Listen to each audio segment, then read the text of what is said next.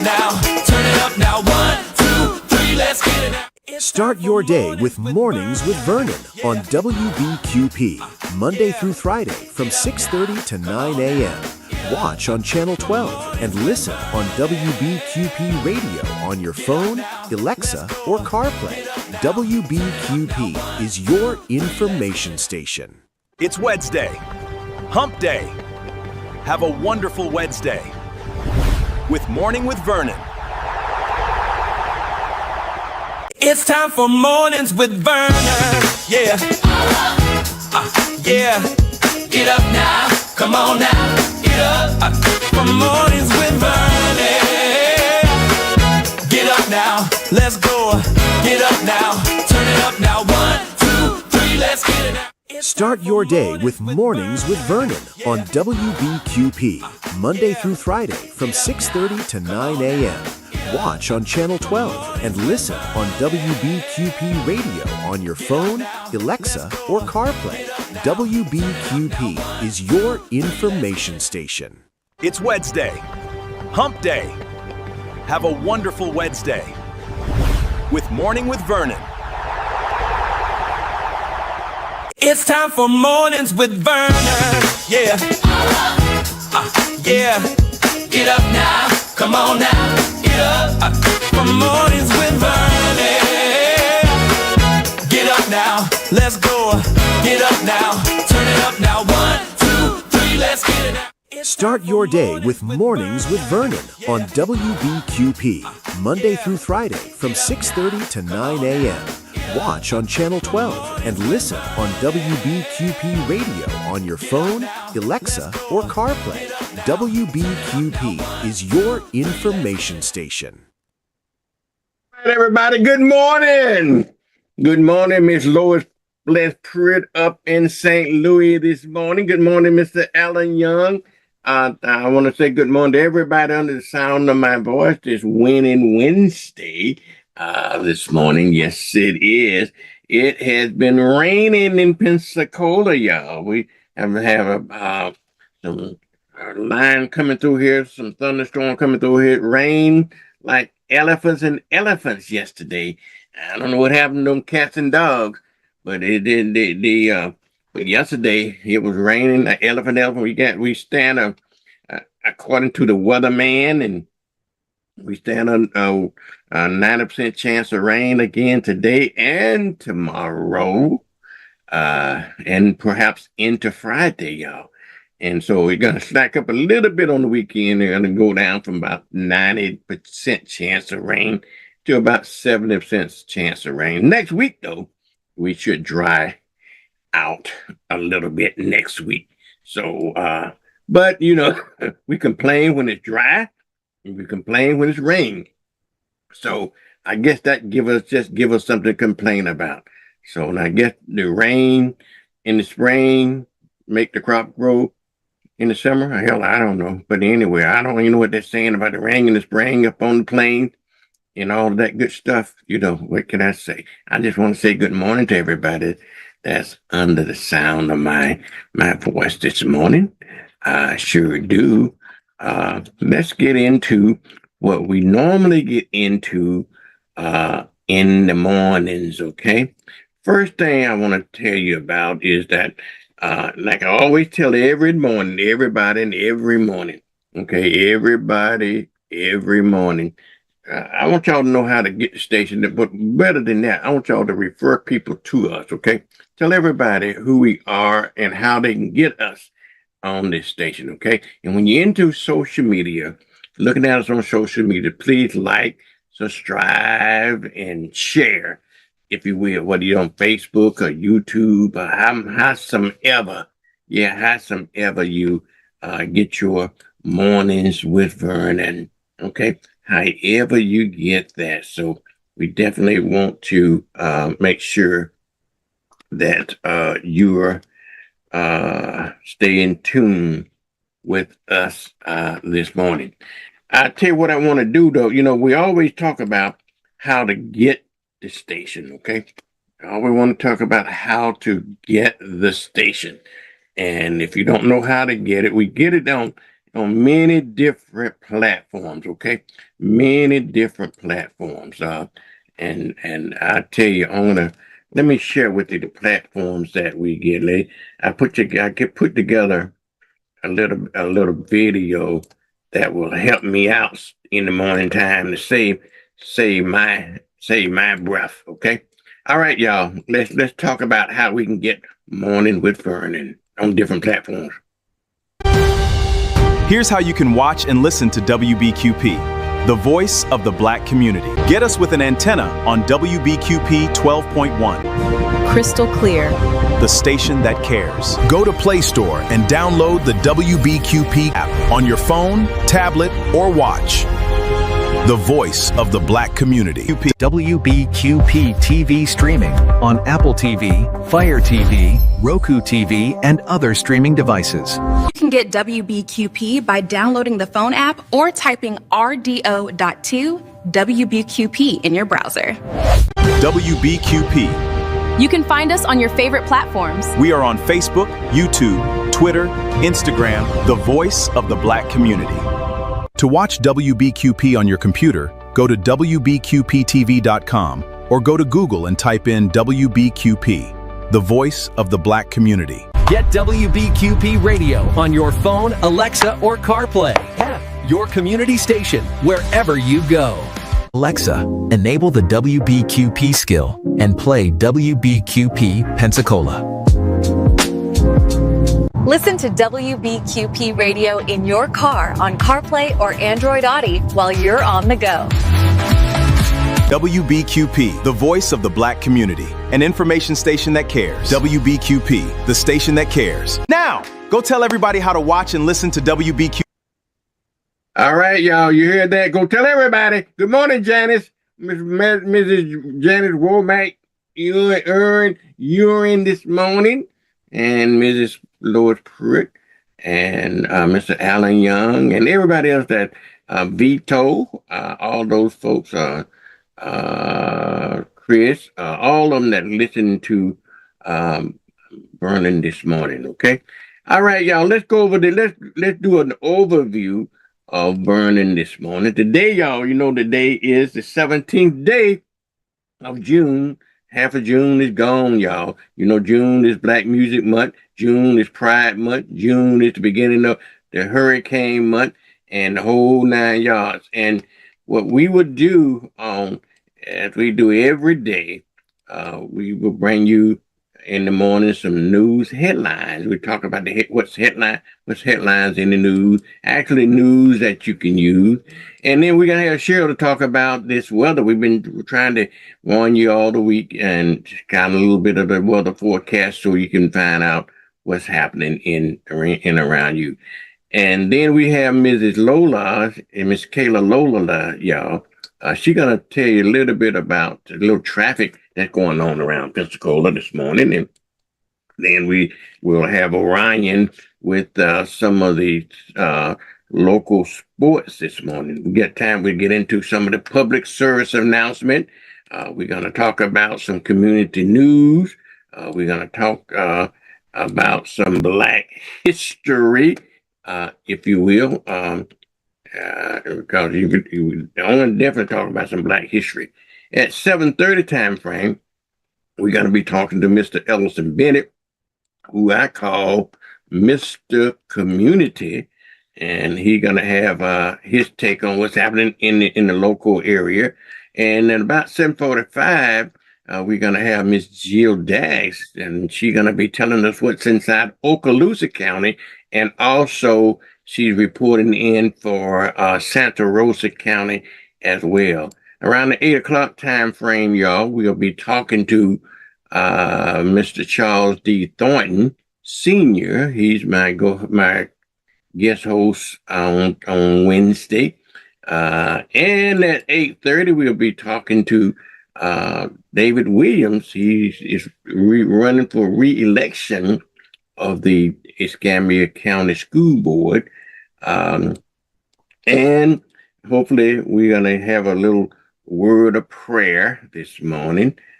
with Dr. J.O. Gaston. And you can call him at any time. He has a prayer request line open, y'all, 850-698-0571. Give him a call because let him pray for you. Nothing serves him better for somebody to call him and just ask him for prayer. Please do that if you will, because he definitely got a prayer perspective for you. So, but just everybody that Morning with Vernon, just tune in every morning with Vernon from Monday through Fridays, okay?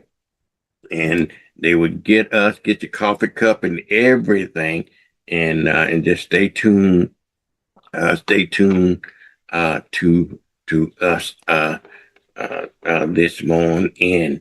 All right, y'all. Not only that, I'm going to be taking a quick commercial break, but when we come back this morning, I'm a little pissed this morning. We're talking about Black history and everything. They removed Chappie James' portrait from where it usually be, and we're gonna talk about that. I'm gonna talk about it this morning. I got it. In fact, you don't want to miss it. I found an interview that Chappie James gave probably 2 months before his death, maybe a month or so before his death. Okay, and in fact he gave that interview, I believe, on. You don't want to miss this. You just don't want to miss that. He gave that interview on January 21st, 1978. Okay, and he died on February 25th of 1978. Okay, and so he talks about his career, talked about his life, and even talked about his illness. But he didn't realize at that time that maybe it wasn't as serious as he thought it would have been. Okay, but at any rate, y'all, just stay tuned. I'll be right back after these messages here. Okay, It's time for Mornings with Vernon. Yeah. Yeah. Get up now. Come on now. Get up. For Mornings with Vernon. Get up now. Let's go. Get up now. Turn it up now. 1, 2, 3. Let's get it out. Navigating heart care can be challenging. Baptist makes it better with the latest treatments and innovations and the area's largest, most experienced heart team ready to create a care plan just for you. All when you need us most. Let Baptist make it better. Baptist Healthcare. I remember these. Will I have the money to send my kid to college? Well, that's specific. How long has that been there? 7-letter word for a bank that helps you reach your goals. Synovus. Order for Synovus? Thank you. Are you Synovus? Yes. Are you gonna ask or should I? A solid financial future doesn't happen by chance. Let's talk about your potential today. For 75 years, Baptist has brought innovative care to our community. Through our Andrews Institute, we continue the legacy by providing advanced total joint care, restoring mobility, strength, and quality of life. Baptist Healthcare, here for you then, now, and always. Why wait? With Penn Air's fast approvals and low rates, getting a car loan is easier than ever. Penn Air Credit Union. Join us. Choosing the right school is one of the most important decisions you'll make for your child. At Jacqueline Harris Preparatory Academy, we provide a safe, supporting environment where students grow academically and personally. With strong core instruction and unique programs, students gain confidence, creativity, and real-world skills. At JHPA, we live by our motto, enter to learn, depart to serve. Enroll today and prepare your child to soar. So what day is the meeting? Fun day. With daily draw games starting at $1, every day shall henceforth be known as Fun Day. Every day's Fun Day with Pick Games, featuring drawings twice a day. The Florida Lottery. It's good fun. I'm David Williams, District 3 Representative seeking re-election to the Escambia County School Board. 4 years ago, I stated together we can make a difference. Today, I'm proud to say together we have made a difference, and we have safer schools. Our students are college and career ready, and we've closed the achievement gap. I'm asking for your support to re-elect me, David Williams, as your school board representative for District 3. Please visit my Facebook page as well as my campaign website at davidwilliams3.com. Thank you. Keep growing. Remember where you came from. It's the foundation of who you are. Show up for others. That's been our approach at Penn Air for 90 years. Penn Air Credit Union, 90 years strong. This is Prayer Perspectives by J.O. Gatson on your WBQP.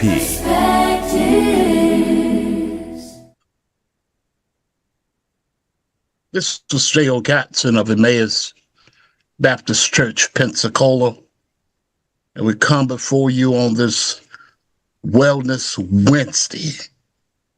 We thank God that our beds weren't our cooling boards this morning, but that He got us up in due time, due season.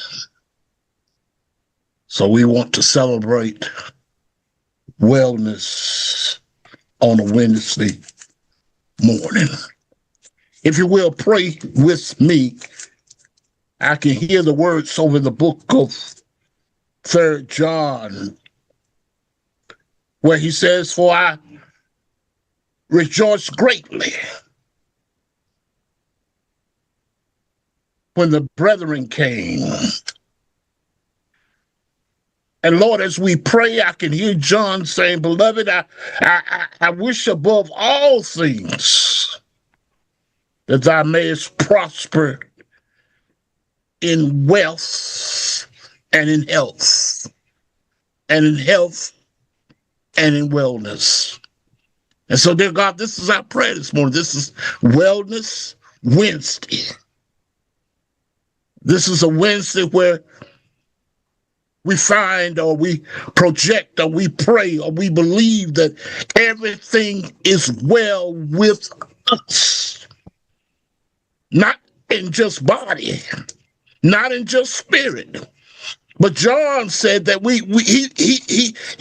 in the midst of his letter to the saints, he wanted us to prosper in wellness. So, Father God, as we pray this morning, this is our Wellness Wednesday. This is the morning that we pray for spiritual wellness, for prosperity wellness, for the wellness of our bodies, for the sanity of our minds, that everything concerning us and those that are connected with us are in the midst of wellness for this day. Lord, we love you for just bringing us forth into a new day called Wednesday. And Father God, this is our prayer. We pray that you oversee us throughout this day. But our theme and our thought, dear God, is wellness for whatever is ailing us, as we pray in the belovedness of Jesus the Christ, our Lord, our Savior, the one that was wounded on the cross for us. Amen.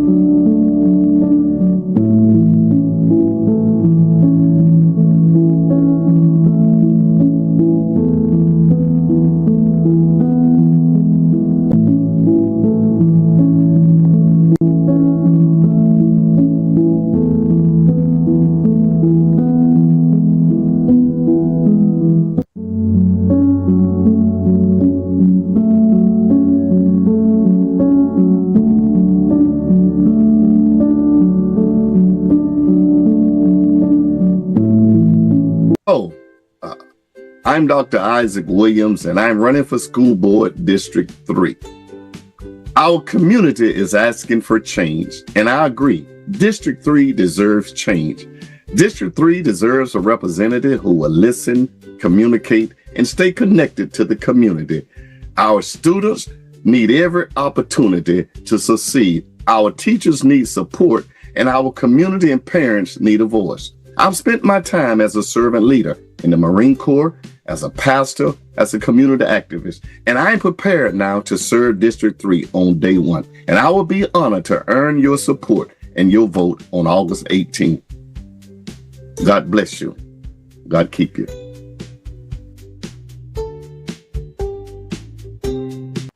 WBQP salutes the spirit of America, celebrating 250 years of freedom.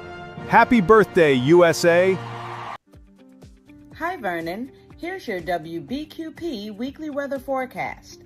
By Wednesday, storm chances increase. We're looking at a high of 84 degrees, a low around 79, and an 80% chance of thunderstorms. Thursday continues with partly cloudy skies, a high near 84 degrees, a low around 78, and a 50% chance of scattered thunderstorms.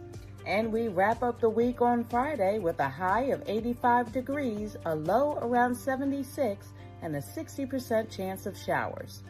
Overall, expect hot temperatures, high humidity, and a daily chance of showers.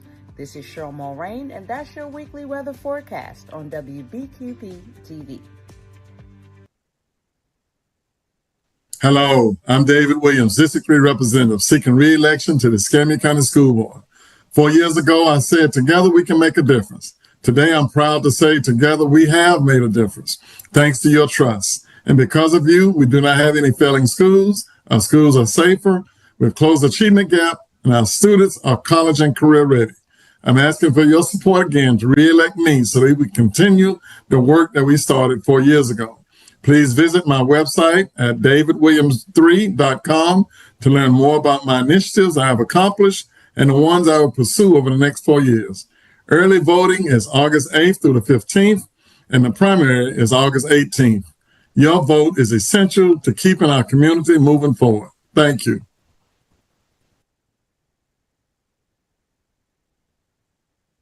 It's time for Mornings with Vernon. Yeah.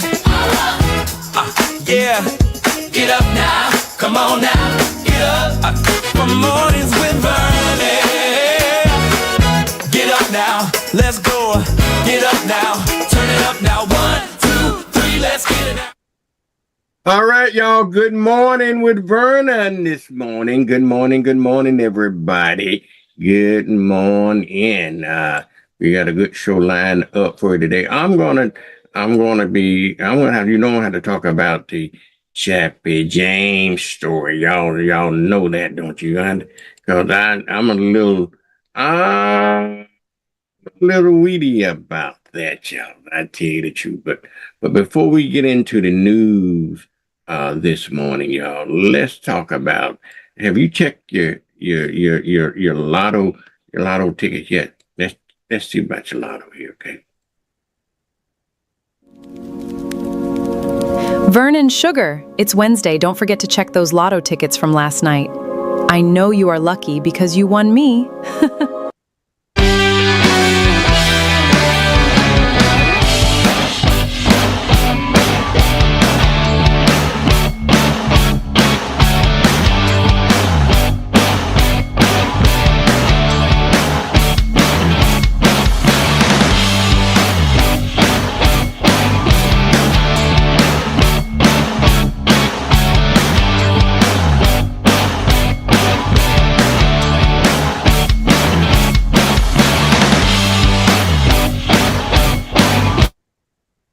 Alrighty, y'all. That's for your lottery, your lottery tickets there, okay? That's for your lottery. I tell you what, today we're gonna get into some of the news headlines this morning, if you will. Just gonna practice some of the headline stuff that coming in. and everything for you this morning. We're glad that you know that you're here this morning. So let's see if we can find out what's happening in the news.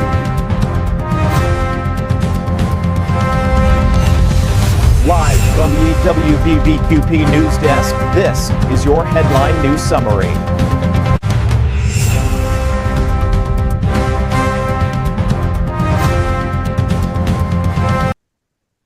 Alrighty, y'all. Let's see what in the news. Let's see what's in the news this morning, y'all. I tell you the truth.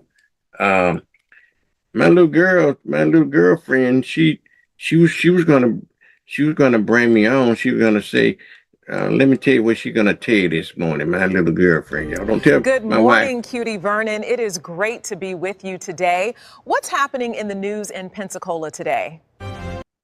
Well, we got lots happening, sugar, y'all. That's my little newsy girlfriend this morning. She want to know what's happening in the news this morning. Well, we got a lot of stuff that's going on in the news, and this is the biggest thing that I wants to talk about in the news for the news headlines. I can tell you that this is one of the stories that I definitely want to talk about. It's the Chappie James story this morning. You know, they moved Chappie James' portrait from where it usually be in the White House, y'all.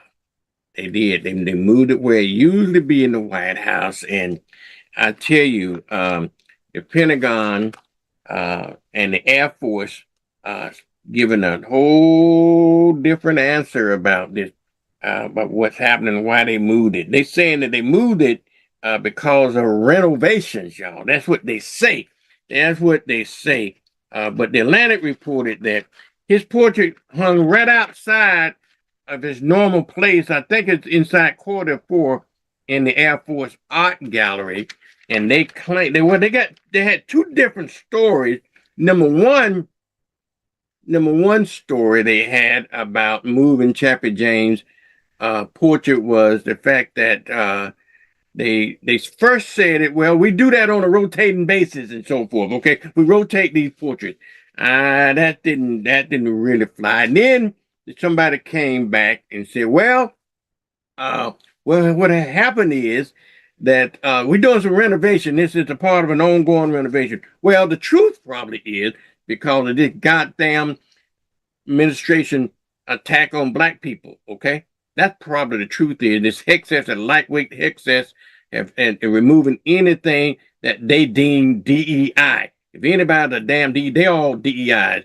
They're just cronies that handpicked, not qualified to do any damn thing but wreak havoc. Yeah, I'm pissed off about it. I want you to stay right around the 8 o'clock time frame, y'all. When I get time, I got a video I got to show you on Chappie James. Okay, Chappie James. I want to show you his last interview that he did before he died. He did it with a woman by the name of Jewel Robinson Shepherd, and he did this interview back in January of 1978.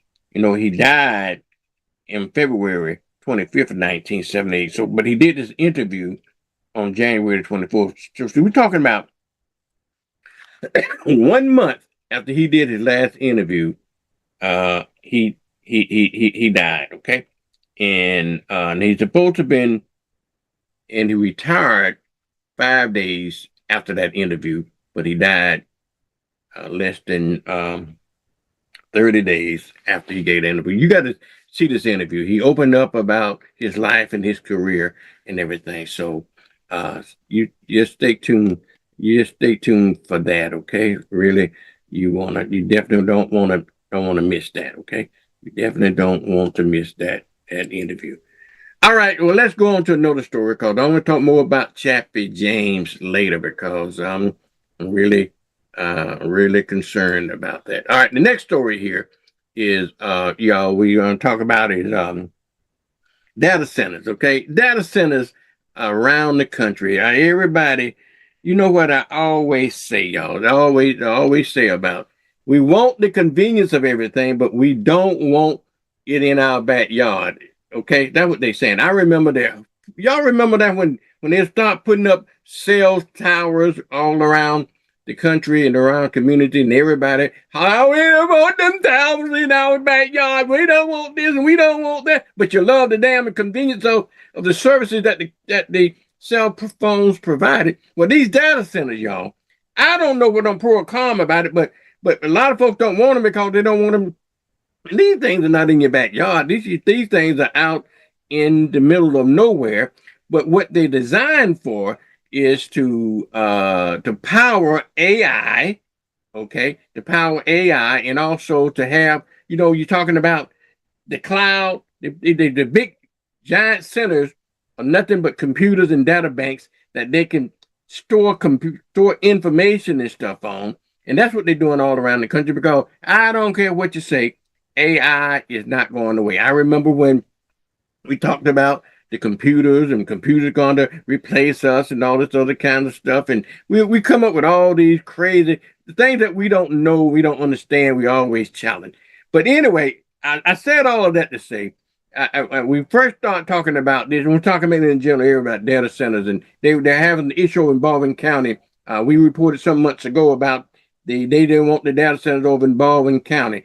Then just last week we talked about Santa Rosa County having an issue with it.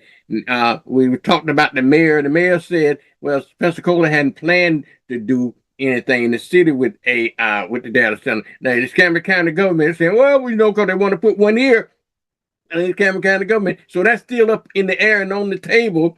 And now a place like over in the Funiac Springs, over in Walton County, where they ain't got nothing but trees and cows out there, okay? Trees and cows. Can you name a city, a town in Walton County? You probably can't. The Funiac Springs is probably the only one that you know about. But Funiac Springs, which is the county seat of Walton County, and that's the only populated, the most populated and popular area over there is probably over in Fremont. But those are the only two places that you can probably name in Santa Rosa County. They probably need the infrastructure, and they probably need the business, but everybody, they just passed a law in Walton County forever banning data centers. I don't understand it. I don't know. They talk about it. It's going to increase the power bill. Well, they increase their power bill. I don't know how that data center going to increase your power bill. Maybe I'm short-sighted. I don't know. But that's all the brouhaha about the data centers. Everybody, but trust me, the benefits that these data centers and cell phone towers and all the communication towers and all of the power lines. You remember back in the late 40s and early 50s when they start running all those big power lines. White folks said, I didn't want it in my computer, so they put it in the black community. But they want the convenience of it, but they don't want the inconvenience of it. They didn't want it in their backyard. So they put all those power lines in the black community so that the white folks can enjoy it. Then when the interstate came through, guess what? I don't want it in my backyard, but they sent it right down through the black community and everything. But anyway, let me get off of my horse about that, okay? Let me get off. Let me start talking about pistol packing mama here. This 84-year-old lady here, I call her pistol packing mama. She, I got to get a little different story. She's an 84-year-old Milton woman. She fired a shotgun as a warning to a neighbor cutting the grass now. Okay, let's talk about this story. The 84-year-old Milton woman, she was arrested for firing a shotgun as an apparent warning to a neighbor for cutting his grass. That's what was according to reported by the report. Y'all get some details on it from your normal news source. But Miss Charlene Davis is charged with aggravated assault with a deadly weapon. That's a felony, y'all. And discharging a firearm on a residential property. That's the misdemeanor. So they locked her old butt up around 8:30 last night in Milton. So it's interesting that you're going to hear a little more about the story. You said, well, what happened? Now, she said she did admit to firing her She said it wasn't no shotgun. It was a Smith & Wesson 38 revolver. She said I shot it into the ground. Okay, and and so the neighbor said that she did that to scare him, to scare the neighbor due to his ongoing noise issue with them, and when they trying to sleep. So she's out. She was released on a 55. Oh, she released on a $5,500 bond, y'all. So I called her pistol packing mama, grandmama, whatever you wanna call her. Okay.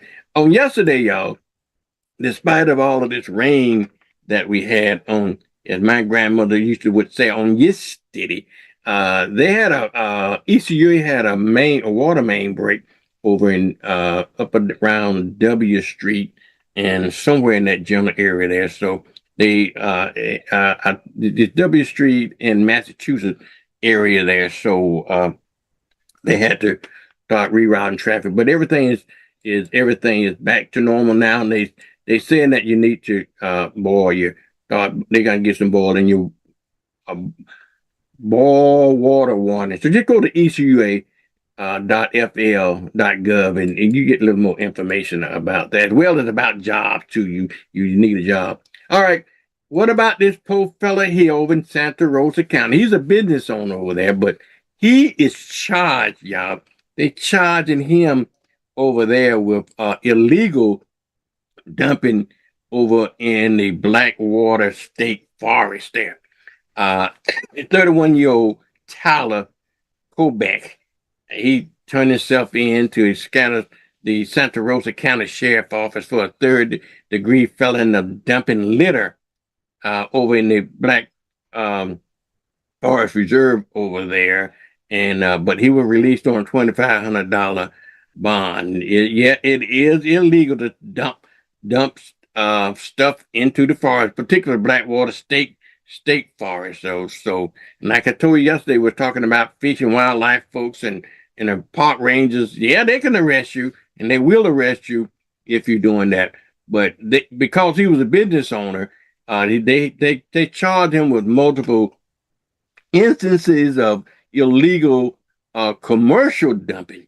Okay, not only he used his pickup truck and his trailer to deposit several tons of debris into that dead end roadway and leaving leaving it there. So you can't do that. You got places that you can dump. There's places you can dump your debris. You can go to the landfill or whatever you need to do. But anyway, lesson learned, buddy. Lesson learned, buddy. Tell you that right now. All righty, y'all. The next story here, it goes to here in Escambia County when they had a town hall meeting here in Escambia County. And so the residents is pushing back on a $15 million garbage transfer. So you can go back to what I said earlier. Well, I don't want it in my backyard, but we want the convenience of it. This has happened over in my neck of the woods, over in Bellevue, Florida here, y'all, over in Bellevue. People saying that they don't want that transfer station in their neighborhood. So ECUA have already secured the funding to put a $15 million facility, but it is not a done deal. But the people in this area are pushing back on it. So Commissioner Steve Stroberger is having to deal with the fallout because I guess that falls into his district and everything. So keep your eyes out on that. I don't want it in my backyard story, okay? I keep telling y'all. Let's move on to another story. Let's move on to a different story. FUBU. Y'all know about FUBU? 10 stadiums and games essential for the soccer season. This is stupid. This is a stupid story. But anyhow, the world is buzzing with soccer because of the FIFA, that same people that gave Donald Trump a beef prize. Trump is such a sucker. You know, he couldn't win the International Peace Prize. And so for the folks to get him to suck up to him to get their way in the United States for the soccer Cup. They created a fictitious, phony FIFA Peace Prize Award and give it to that stupid ass Trump. And he thought he was doing a good thing. But anyway, the game's going on right now as we speak, and they have what they call a FUBU festival underway through mid-July, and during the games. If you're attending the soccer game at the stadium or heading towards a watch party, you definitely want to have one of these. These are one of the 10 essentials they say to prepare yourself to do that. These FUBU things. Anyway, I thought I'd just throw that one in. Jimmy Kimmel, that's my boy. That's my boy because he put Trump down every night, and so I agree with him.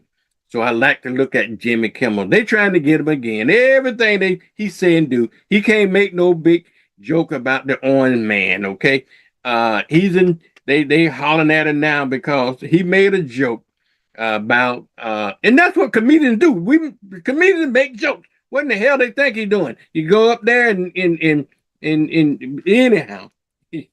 One of those y'all see that spectacle we had on the White House the other day, right? That spectacle that we had at the White House called a UFF fight and all that other kind of stuff. And y'all heard about the drone. They filed an issue that people going to have drone to come in and do some things, but they did. The FBI.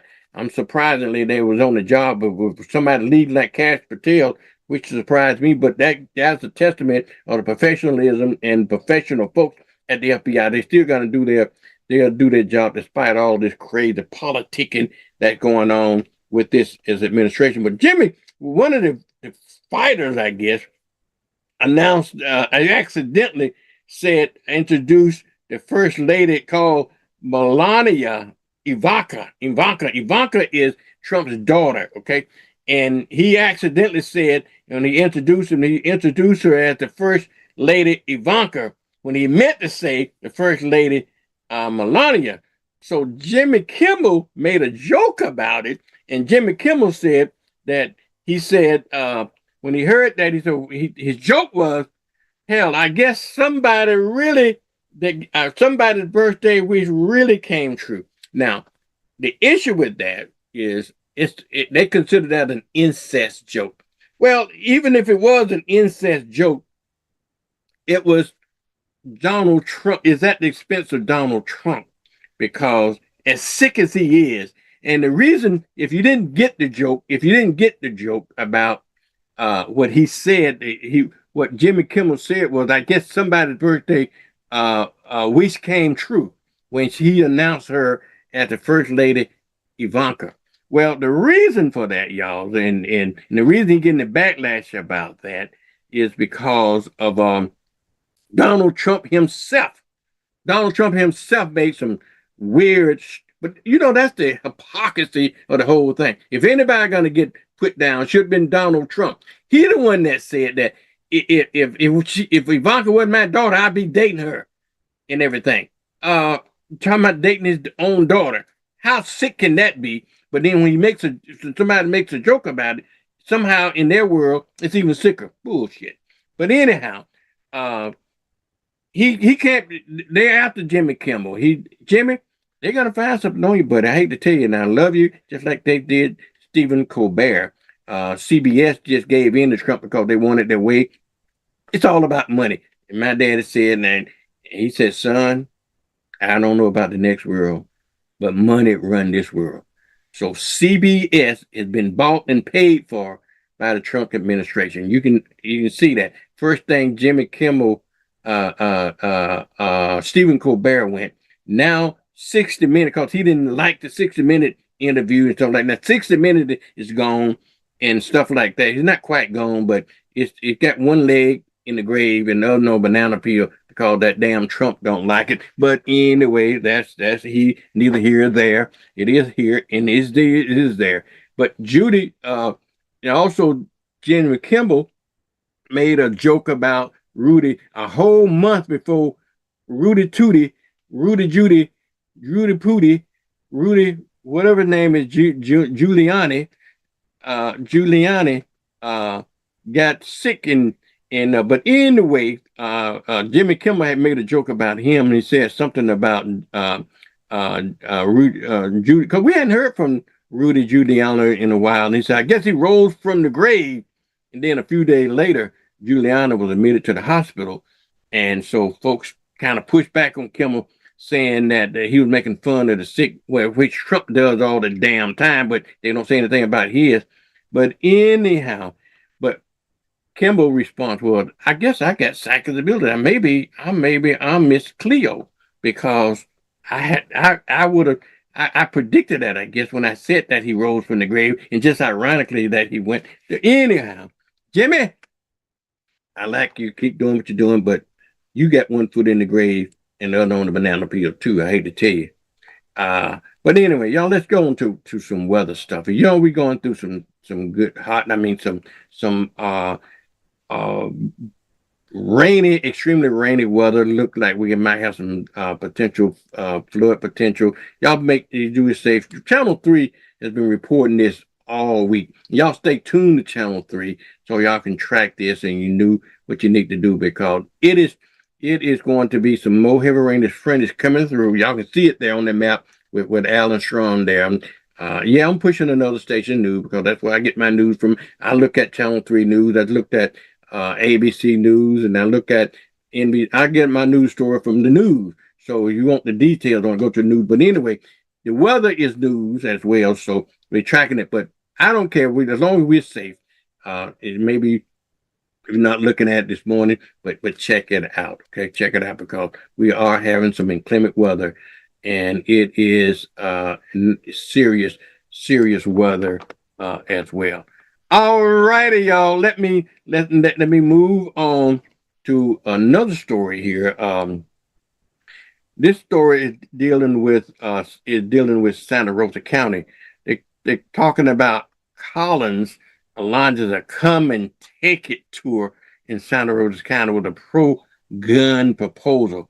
Now this idiot here, yeah, I call him an idiot. I guess he's the vice governor or the lieutenant governor or something, but he's trying to run for, I guess, for governor, and he got to come back and take to, which is the stupidest thing I've seen in my life. We got what we call red flag laws in Florida. He want to repeal the red flag law, trying to restore the minimum age to purchase firearms to 18 again. We got it now. You got to be 21 now. He wanted to repeal that law. He wanted to eliminate bump stock restriction. He wanted to push to repeal the National Firearm Act that they got in Santa Rosa County, and everything that get my guns, the second amendment. Give me my guns. The hell we need with guns, okay? Let me get on for my Trump arrangement start acting up. Y'all help me. I'm on a roll this morning, y'all. I tell you the truth. But anyhow, the FBI is taking over the police department over in Pritchard, Alabama, y'all. Yeah, y'all need to read about that story over in Pritchard, Alabama, where they got this sheriff, I don't know if he's the sheriff or the deputy over there in Mobile, then been running drugs and doing all kinds of stuff over there. So they're allegedly. So FBI and so forth had a sting operation over there, and so he's federal. So this Pritchard police officer is facing some federal charges after investigating him abusing his badge to help drug dealers in violent crimes, and he's also is allegedly charged with concealing evidence in a murder for hire investigation, according to that's what's being reported. And they say he's also arranged unlawful stops to take bribes to keep people out of jail. Boy, I tell you, his name is Deutsch, okay? Emmanuel Deutsch. He's a sworn police officer in Pritchard. Been there since 2014. Now he's charged with all of these charges, and people tipped off. I guess he was ratted out by some of his cronies that he was in business with. But anyhow, like I said, if you're gonna have a secret, you better keep it to yourself. Don't tell anybody, because if you do, it's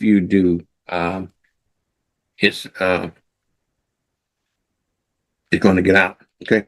Now, let me tell you this. I was telling you about how the fish and wildlife people can arrest you. Well, they charged 3 people over in Santa Rosa County, y'all, for trapping and killing an alligator over there.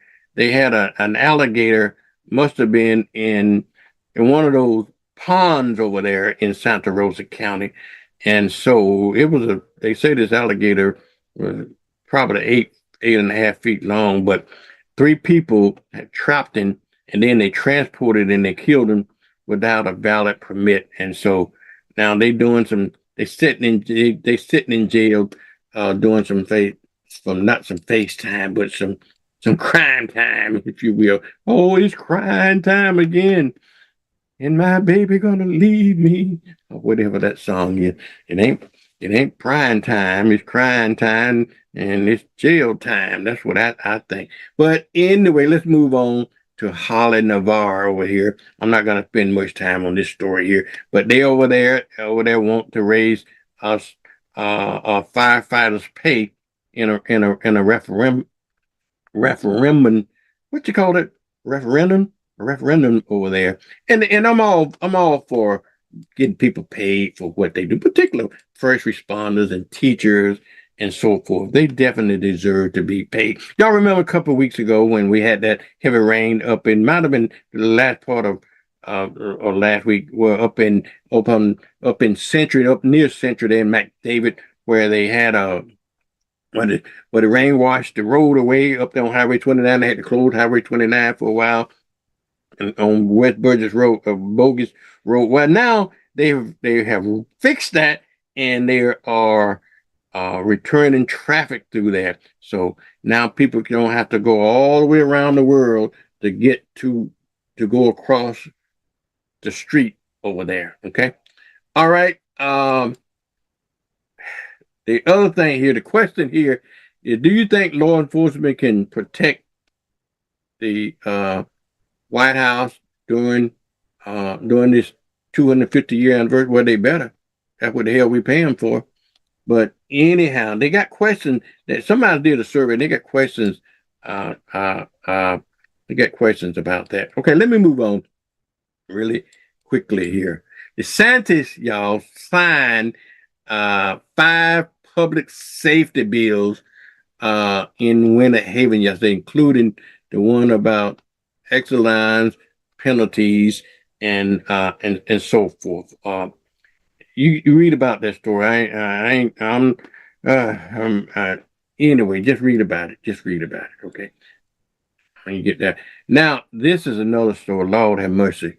And I just mentioned that. I'm going to take but 2 seconds on this story. The FBI, they stopped the drone plot, which was targeting that UFC fight, which should never been on the White House lawn. That's the people's house. That's Trump's. Let me go on. Let me move on before I get yesterday, y'all. Last night. Keep your eye out on Georgia. Okay, keep your eye out on Georgia. They cast the votes yesterday in Georgia, and look at the results. I didn't have time to look at all the results that came in, but Georgia voters is they trying to, because of the 2020 election results, they doing some strange things over there in Georgia. The previous mayor, Mrs. Lance Bottom, I think it is, she's running for governor over there in Georgia, okay, in Atlanta. So keep an eye on that story. This Republican here, John Conyers, I think his name is Conyers. He's undecided on whether Trump AG nominee after they interviewed the candidate. Trump now faced a lot of backlash with whoever that old boy he put up there, Pulte, he put up there, and now he has a temporary one, but then he named a permanent one, and now his Republican senators are having some issue with that. Okay, and nothing like them fighting among each other. Newsom said that Trump is investigating him, so keep your eyes on that story. This boy here, yeah, the couch man, allegedly, ACJC, whatever his advanced name. It's sad when you got a president of the United States and the vice president of the United States. They're doing so bad that you can't even know. Can't think of it. I don't know his name. That's just immaterial to me. But all I know his last name is Vance. So he admitted to The View yesterday about being on the conspiracy theory on the Epstein case. Y'all read about that. I'm not going to get into all of that. Also, I guess Trump is standing by his girlfriend. Yeah, I said it, Lindsey Graham. So Lindsey Graham, he's always, it's amazing to me, all the little sweet ones and the timid ones, always trying to be the tough one. Lindsey Graham is the hawk, if you will, on Iran war. Y'all ought to go get him. Yeah. So he kind of said something a little bit different than what his boy Trump was saying about Iran war. And y'all keep an eyes on that story because something is in the buttermilk with that. Okay, they got an agreement, but he don't discuss the agreement. Iran is playing you for a sucker. That's all I'm saying about that story. Okay, that's all I'm saying about that story. All right, y'all. There's a lot of other stuff that in the news that I'm not gonna have time to really get into it, but some of the other major stories that we didn't have time to talk about, like that B-52 bomber that crashed on Edward Air Force Base and why it crashed. We didn't have time to talk about this little black child that was swept out to sea. Her and her family was standing on the shore side, and the wave came in and swept them out to sea. And so the child drowned it as a result of it and everything. And we won't talk, we didn't have time to talk about Trump over there in the world acting a fool like he usually do, but he won't discuss the details of that so-called memorandum that he got. We didn't have time to talk about all that 15 million, talking about fraud, waste, and abuse. Where's Elon Musk now? If you want to find some fraud, waste, and abuse, just stay at the White House. You can see it. Talking about $600 million now for that damn ballroom. $15 million to clean out that damn pool, which is supposed to be in the blue, but now it's full of algae. We know we ain't got time to talk about that as well. We didn't have time to talk about, they pulled his name off of the Kennedy Center. They sure did. They pulled it off. And we don't have time to talk about another story, which is kind of near and dear to everybody's heart. A story out in California, an LAPD officer shot and killed a dog. Let me tell you that. I want to talk about this for a little bit because now y'all can do what you want to do. They can shoot and kill black folks all day long. They gonna find it justifiable, but not a puppy. This officer, these people was in their apartment. This is according to what the story said. These people was in their apartment celebrating the Knicks win. Okay, the Knicks win. They were screaming. I guess somebody called the police. Police came in, knocked the door down, and the dog, because the dog do what dogs do. They was trying to protect. He was trying to protect his owner, and so the dog was charging when they pushed the door open. So the dog went charging towards the. I'll be with you. Ellison, let's hang on. But the dog was charging the door, and the police officer shot the damn dog, shot him dead. Okay, so you're gonna hear more about that. Okay, you'll hear more about that. You can kill folks, but you can't kill a dog. Okay, now he going down for that. I hate to tell him now, he is definitely going down for that. So we didn't have time to talk about all of that.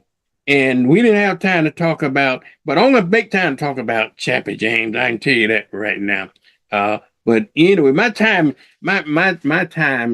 is up, y'all. Talking about stupid stuff in the news. You know, it is Wednesday, y'all. It is absolutely Wednesday. And you know what we do at 7:30 every Wednesday? I have my community reporter on called Mr. Ellison Bennett, and I call him Mr. Community. And I tell you, Ellison, are you on? Yes, I'm here. Good morning. Good morning. How you doing this morning? Oh man, I've been fighting a sinus virus for about 4 or 5 days. Feeling much better today. Vernon, you know, I wanted to address some issues that's going on in our community. Our voting population need to be very, very careful. Research the person you're going to vote for. And by all means, please vote. Research the person you're going to vote for. Don't vote for a person just because someone told you to vote for them. I take a lot of people to the polls to vote, and I never tell them who to vote for.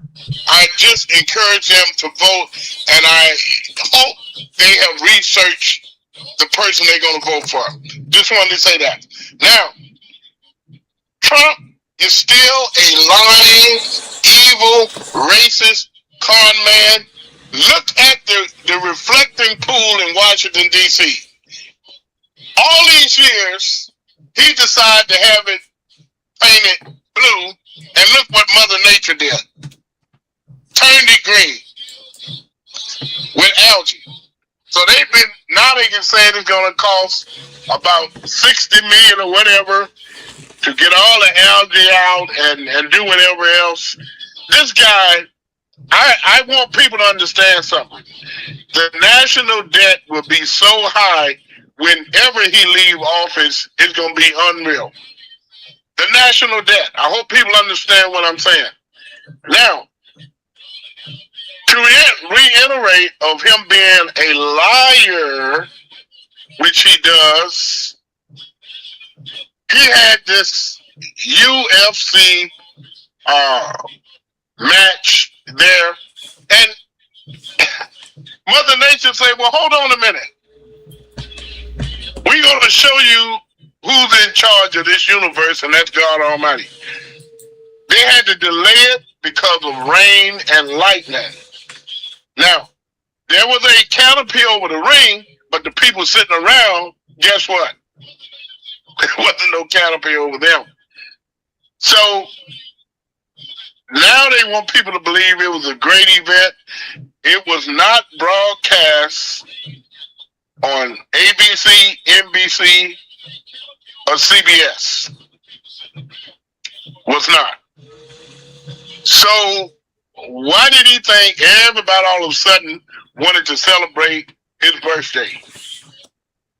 That's just the sickness of his mind. I have a real problem. I called some Republicans that I knew, and I know them well.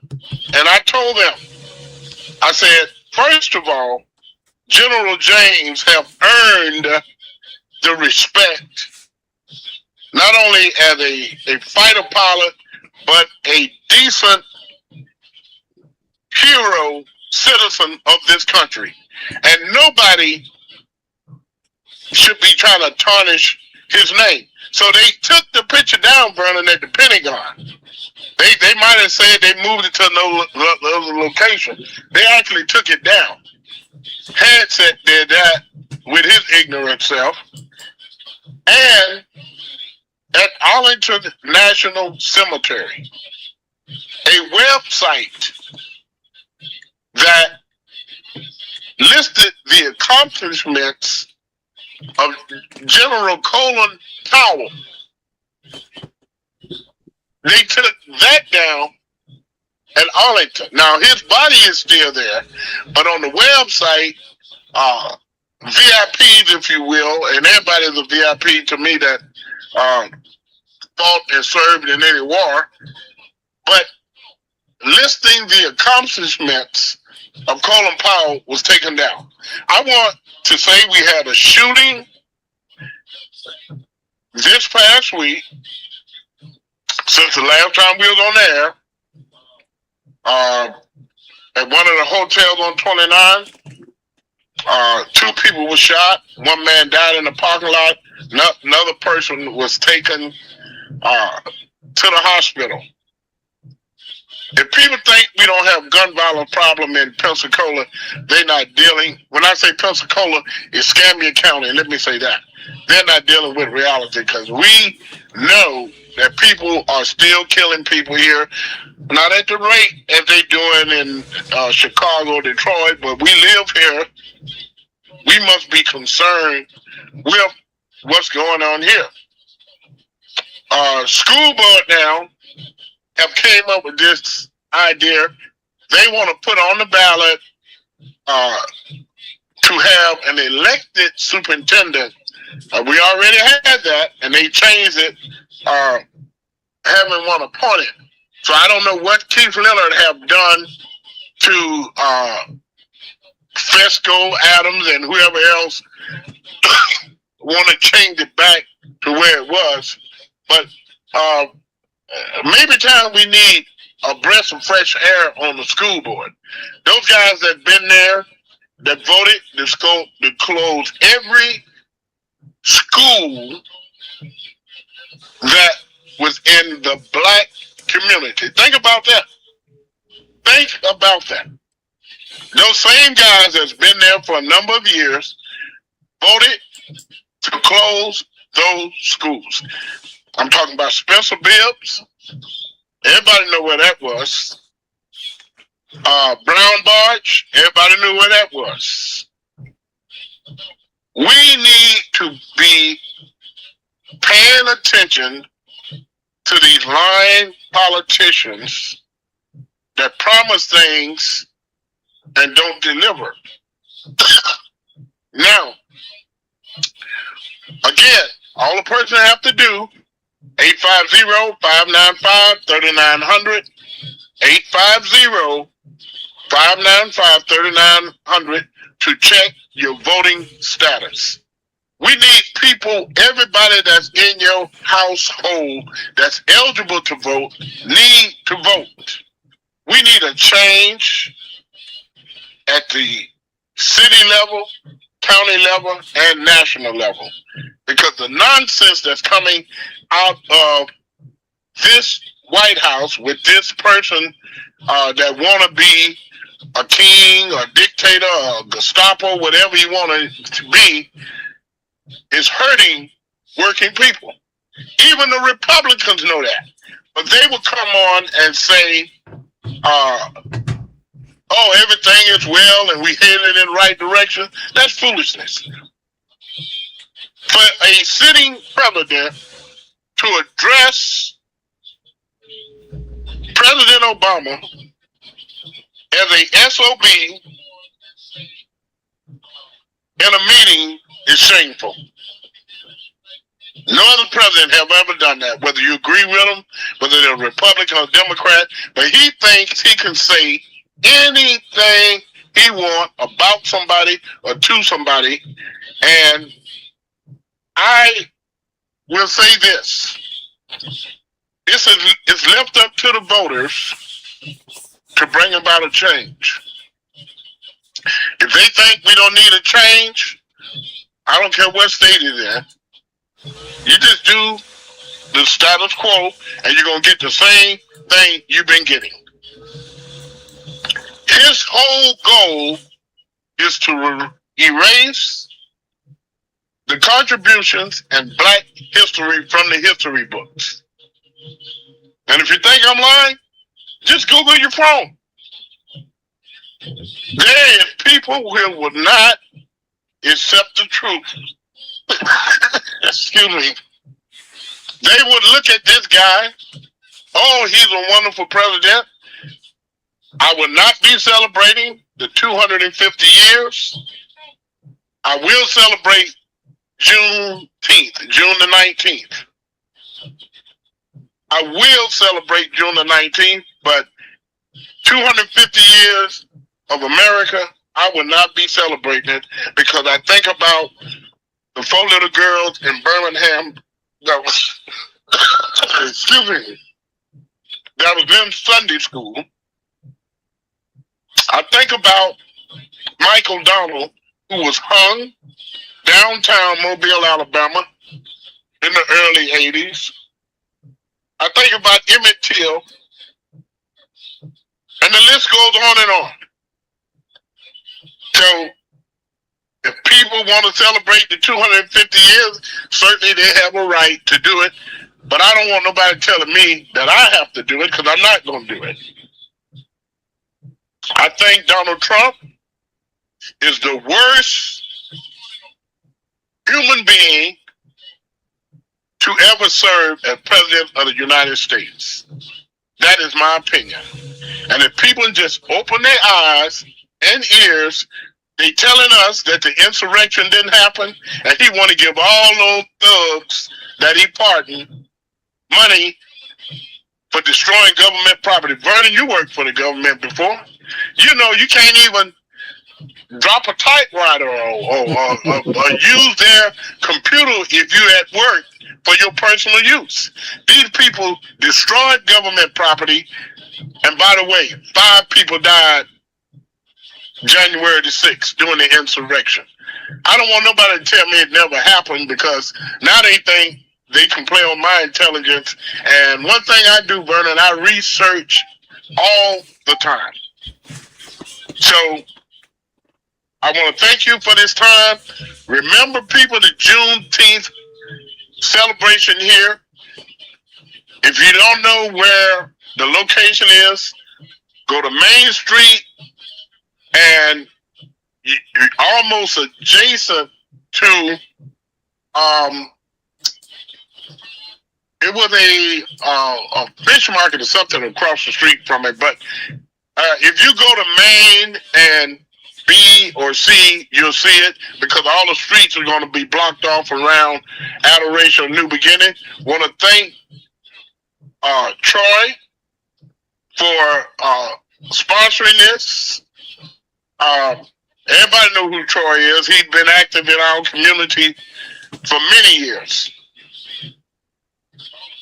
We need our black clergy to stand up for something.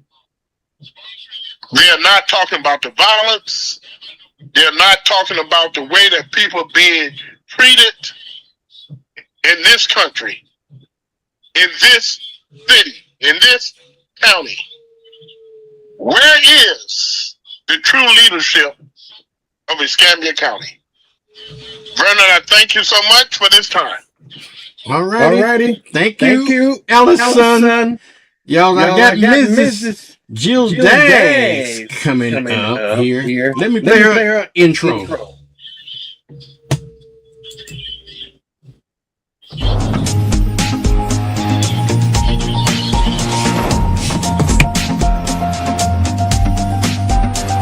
Welcome to Inside Okaloosa with Jill Daggs. Tune in on WBQP TV every Wednesday at 7:45 a.m.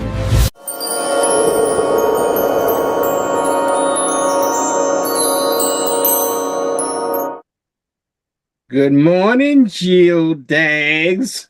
Good morning, Vernon. How are you? Who's our listening audience? It's so great to be here. It is a beautiful day, whether you have rain or not. It's a beautiful day. And yeah, Jill, I was telling everybody, we complain when it's rain. We complain when it's hot. We complain when it's dry. But it all works out in the wash, if my grandma said, it all works out in the wash. So I'm glad it's raining. I'm glad it's dry. I'm glad it's hot. I'm glad it's cold. I'm glad it's snowing. But it's God's work. He knows what he's doing. He does. And sometimes that is hard to accept. And then other times, if we really think about it, often, Vernon, I'm like, I wish I could fix this, and I wish I could fix this. And then I think about all the things I think I just myself should fix. And I'm like, oh, I'm so glad that we have a great God who he takes care of all of this.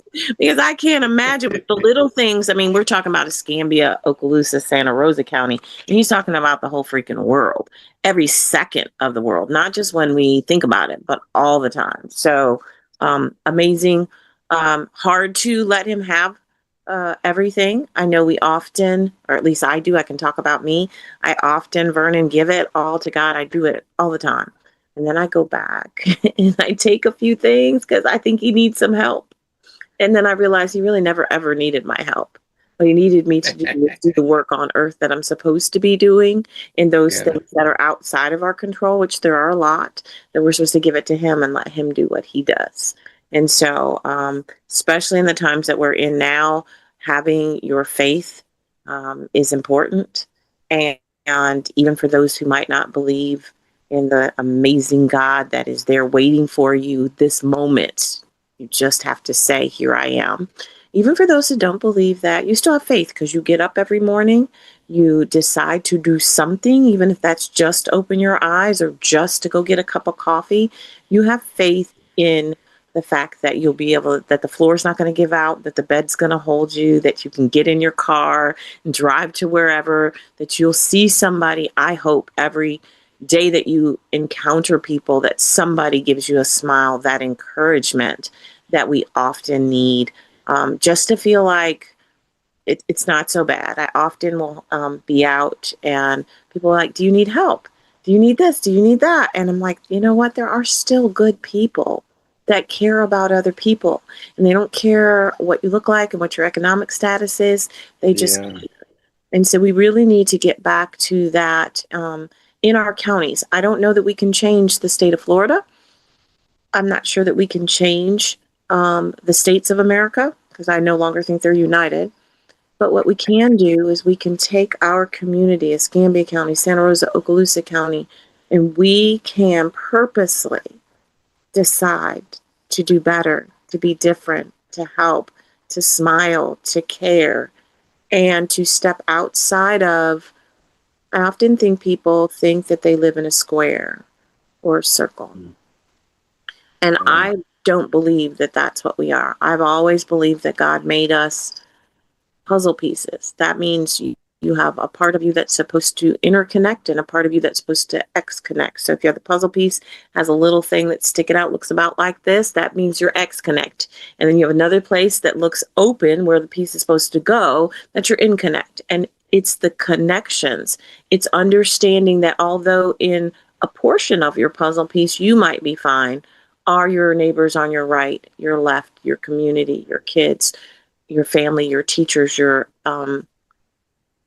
first responders, just everybody, are they okay? And until we all connect those pieces and do the work we're supposed to do, then we're going to be in a difficult space. And politics is local. And so Ellison always leaves us with that powerful, powerful hold people accountable. And I do believe he's right. We do need our faith-based leadership to take a stand and speak up about, because whatever their faith is and however they're teaching it, it should be that this isn't right. And here's what you can do. And it can be as simple, Vernon, I'm fine with just go vote. Get educated, go vote. I don't care if they tell them who to vote for or what to vote for. Some people feel stronger that they should. I'm not sure that I would require that. I'd love it, but I don't think I would require it. I would much rather all the faith-based leadership across all three counties to say, you know what? Go to the different things. Yes. Okay, I'm just want to interrupt you for 1 minute. Saying, I hear you say this a lot, and I hear people say this a lot about and I heard Ellison even saying that, just go vote. I don't care who you vote for. I have to push back on that a little bit. I do care who you vote for, okay? And, and let me tell you why I say that, because I think voting, a lot of folks are uninformed when it comes to voting. They can vote against their own interests. They can vote the wrong way. And I want to give you a case in point, okay, with my grandchild, my grandbaby, okay? I put a lot of effort in making sure that my grandbaby was eligible to vote. Okay. And then I gave her the autonomy of, okay, baby, now you need to be informed. So when you vote, who you gonna vote for? And she said she's gonna vote for Trump. And I went the hell off. I said, no, you're not. And I said, why you want to vote for Trump? Because he gave us a stimulus check. I said, crap, I'm not fattening frog for snakes. I'm not spend all this time getting you prepared to vote and for you to be voting the wrong way. Okay. Now people that did vote the wrong way realizing that they did vote it wrong. Maybe they should have been a little educated. So I do care. So maybe that's just me, but I think we should encourage people to vote for their best interest. Okay, but I hear the greater point. I hear the greater point, but I do think some people do need to be educated. I think that's the key, though. I think when I'm saying make sure you go vote, if you heard me, I said get educated, because just going in there and saying, okay, I'm going to check boxes, my friend said I should vote for whoever or whatever, and you don't understand the impact to you first and your family and then your community. Like, we have to take that extra step. It's okay if you think so-and-so is good for you, but is so-and-so good for your entire community? Because that's what we're building. So I think, Vernon, you're right. It's more than just checking the box. A lot of times what I think both parties do well is registering voters. Yeah. I think Jill, both parties don't do well. Go ahead. How much time you got with us today? Yeah, I can stay. So you're good. Okay, good. Well, really don't want you to stay. I want you to get your Oskaloosa report. I want to do a piece on Chappie James. I know you heard the controversy about them moving Chappie James' portrait and stuff like that. I came across an interview that is one of the very last interviews that Chappie James gave before he died. And just to show you how great of a man this man is, I want to share that interview. And when you finish your piece, and then we'll talk about it on that. But go ahead and talk about that, and then we get into the Chappie James thing. Go ahead and tell me what's going on in Okaloosa County, and also inside Okaloosa County. And what you got anything on this camp, Santa Rosa as well? I do a little bit, just a little bit. They're supposed to give me information and they don't. So for Okaloosa, of course, this weekend, starting Friday, is Juneteenth. We have one of the largest Juneteenth celebrations in our area, and in the state is this Friday in Crestview at the city council. No, wrong place. Sorry, at the community center on Commerce Drive, right by the library, across from the high school. It starts at 10 and it goes till 6, and they do a reenactment of Juneteenth and what it means. And it's so very powerful and educational. We give a shout out to our mayor in Crestview, Mayor Witten. He comes every single year. He is the first mayor in our areas across the 3 counties who gave his entire city of Crestview is off and paid for Juneteenth. He really he's just an amazing man. And that would be one of the things, he's not a Democrat, but he still cares about everybody. And he gets it. Can we get him on one day on this show, the morning show? I'd like to talk to him. Get on, yeah. He, if you have a ribbon cutting or if you have a new organization, he comes and he does a video with you, Vernon. He doesn't care as long as it's for the community and you're building up Crestview. He'll come and he'll say, he can't endorse whatever, but he'll say, you have to come out. This is a new organization, a new place in Crestview. Tell us about it. And then you get to tell about it. And he said, okay, so this is Mayor Winton from Crestview saying, don't forget to check this place out. He really, really gets it. And he's everywhere. He's not just in Crestview. I was at an event in Fort Walton. He was there. At an event in Niceville. He was there. He's everywhere. That is what your elected officials should be doing for you. Absolutely. We have Juneteenth on Friday. And that is the traditional one that has been going on. I think this is their 5th year, and people come from all across the states of America to come to this. It's that big. They have thousands of people that walk through. They have vendors. They have fabulous food. They have a kid corner. So in the back area, they have a room that's just full of, they bring the basketball hoops in and video games and a whole bunch of stuff inside. And then outside, Vernon, as long as it doesn't rain, They also do, when you get, well, you've seen, I'm sure you haven't because I haven't, but you get in the bubbles and they roll inside of them, and then they have horseshoes and all of that outside tic-tac-toe. And so they really make it a family friendly event. And then on Saturday, the city of Fort Walton, and this might have been what he was talking about, Ellison was talking about, but the city of Fort Walton is doing their Juneteenth. It is from 10 until 3 at the landing, but they've kind of coupled in the 250th year. And so I didn't see it, and somebody called and said, Jill, I just can't participate in that because they're taking Juneteenth from us. Juneteenth is the holiday. That's what we're celebrating. You put your 250-year celebration somewhere else. I'm not going to say you shouldn't celebrate it. I just don't think you should couple it with are you celebrating 250 years of Black people? Because I'm sure you're not. But that being said, it's on Saturday at the landing, and then also Santa Rosa County. So this is what I do have on Main Street on Saturday, starting at 10 o'clock. They're doing their Juneteenth celebration. They block the roads off. They have a block party. It goes all day. So there is plenty for you to do from Escambia, Santa Rosa to Okaloosa this weekend. And then, of course, on Sunday, it is Father's Day. To all of the fathers. Oh, is it really? It is Father's Day. It is Father's Day. Wow. Okay. And so to all of our fathers, to all of our mentors, to all of those people who step in the gap, to the uncles, the grandfathers, the best friends, that kind of, I was a single parent for a while, and I had really strong men friends that stepped in, and my children were able to understand what is it to be a good, solid, male figure. And so to all of you, we truly say thank you. This is a day to celebrate you. We celebrate fathers. So if this is my son, he's like, Mom, we celebrate Mother's Day and Father's Day every day, which is true. But on this special day, this Sunday, we just, wrap our arms around you. We lift you up in prayer. We tell you, don't give up. Our men are needed. We're needed in the families. We're needed in society. We need you to vote. You are critical to the puzzle piece. And if your puzzle piece is not played, if it's not executed, if it's not utilized, then the puzzle's never complete. Yeah. Well, let's hope the weather going to incorporate, because there's going to be 90% chance rain early morning, but it reduces down to about 40%, about 11, 12 o'clock. So, I think over in the afternoon, we're going to have some pretty decent weather, but in the morning it might be raining, so don't let that stop you.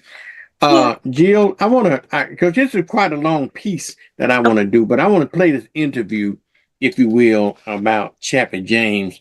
A lady by the name of Jewel Robinson Shepherd. She had a show. I don't forget what, Jill, I don't forget what station was on, and the show was called One on One. And she did an interview with Chappie James back, I believe it was on January the 21st in 1978. And that was 5 days before he actually retired. And then when he retired, that within 30 days within the retiring, he died of a heart attack. He died on February 25th, 1978. He was 58 years old when he died. But anyway, I want to play this interview. And the reason I want to do it because I just want to demonstrate what a great man he is. He talked about a little bit of everything, talked about the controversy that was centered around his life, or the fact that people tried to make him out of something that he really wasn't, and stuff like that. So if you got a minute, let's stay tuned for this, because it's about 20-some minutes long, okay? Okay. All right, y'all. Here's the interview that was done back in 1978, the last interview that General Chappie James did. Hello, welcome to One on One. I'm Jewel Robinson Shepherd, and my guest today is General Daniel James, known to his friends as Chappie. General James is the first and only black four-star general in the history of the U.S. military. He needs no further introduction. Welcome, General. Thank you. It's a pleasure to be here.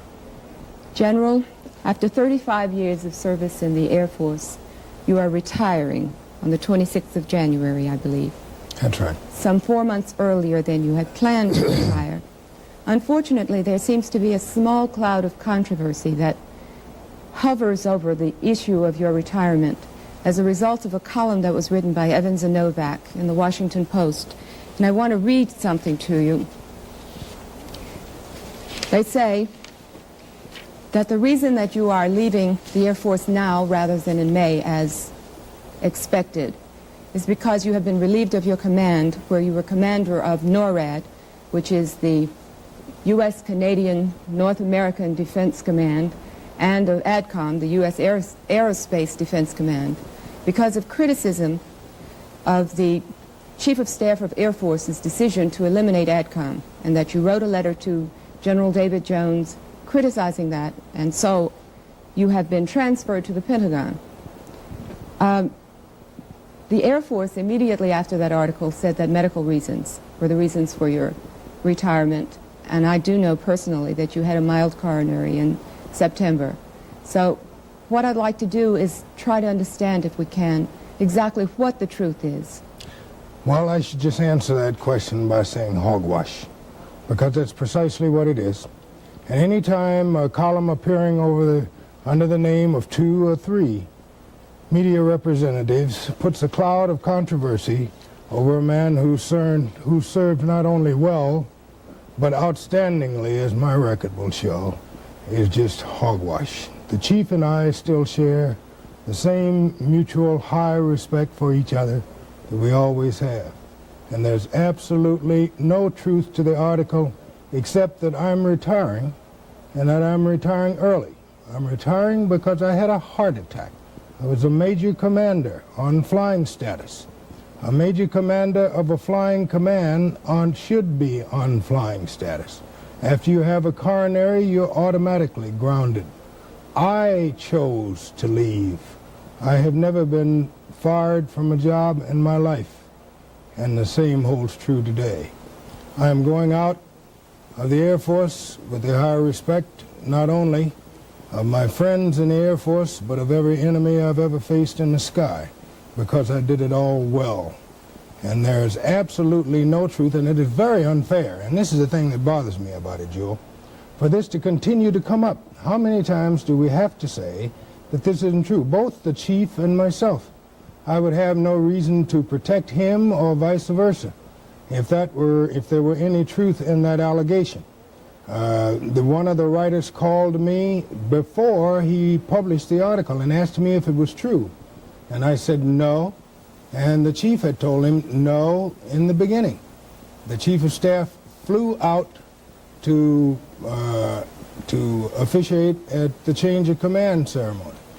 And he did that personally in some of the worst weather he's ever flown in. And he also allowed me to name my successor, General Jim Hill, one of the things that he hadn't done on many occasions. And in his farewell message on me, he said that someone took it upon themselves to try to make Chappie James controversial and a sort of a rebel. He said, well, Chappie James has been controversial all his life, so what the heck's new? But he has always been a man that would say it like it was, and he said words to the fact that that's why I hired him, because I knew that he'd tell me the way it was, rather than telling me what he thought I wanted to hear. What I wrote in that letter, I had said to the Chief many times over the months, the past few months, and he knew. You do have some very strong feelings, of course, about the elimination of ADCOM. It wasn't the elimination of the command, it was a reorganization. But there is no plan to eliminate the air defenses of the United States of America. And that's another misstatement by people. It has been a reorganization that would put them under different commands and put different resources under different commands and consolidate headquarters. We have to do this because of the budget restrictions that have been placed upon us. So the Chief is faced with a very difficult job of trying to preserve the ability to affect the security of this country and still try to do it with as few people and resources as he possibly can. And that's what he was doing in this case. The only shame in this, though, really, that bothers me is that a major commander cannot write a letter to his chief of staff without it ending up in the hands of a newsman almost before the chief of staff gets it, and then to the media. That I would say shame on you for continuing to preserve what has become proven as an untruth in the first place. And it continues to be repeated. It's like the story of the unfaithful housewife to me, that after somebody has spread the rumor that she has been untrue to her husband, if she proves beyond a shadow of a doubt that it wasn't true, the gossips in the street will continue to want to tell the other story because it makes more interesting hearing. And so they continue to slander her name. The chief, it is most unfair to him because from the time I became ill, and unfortunately my wife became ill about the same time. Yes, I know. Nothing has been heaped upon him but suspicion that he was trying to railroad me, as one paper said, out of the Air Force. Nothing could be farther than the truth. Nobody has been fairer than David Jones, and he's one of the finest chiefs of the Air Force that we've ever had. He gave me the job. I asked to go home early because I was no longer physically capable of carrying out the awesome responsibilities of that job. And a 4-month difference, and I named my successor, and he's carrying on in the same tradition that other chiefs of NORAD had. General, you're a warrior. In 1967, you visited President Johnson and asked him not to halt the bombing of North Vietnam, the bombing raids of North Vietnam. Yet you do say on many occasions how much you desire peace. I'm curious because many people say that surgeons are trained to operate on patients, and if they don't practice surgery, of course, they don't get to practice their profession, and that therefore warriors need war in order to practice their professions. How do you react to that kind of thought, that kind of statement?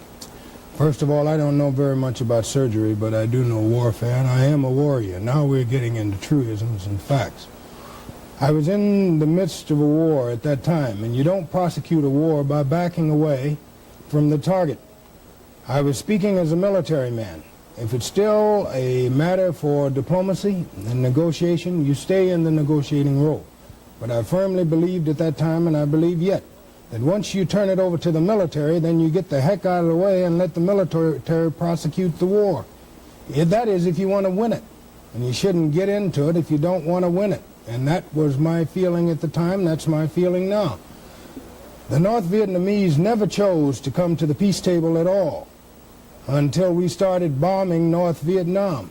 And that's what a lot of people forget. We forget very easily. And it wasn't us that went back on the terms of the agreement that were worked out and the protocols that were worked out by Mr. Kissinger and his team with the North Vietnamese. It was the North Vietnamese. And part of the protocols were that they would not try to attack South Vietnam. They overran the country with a complete disregard for their promises. We kept our promise, and we finally moved out as we said we would. It was not us who broke our word.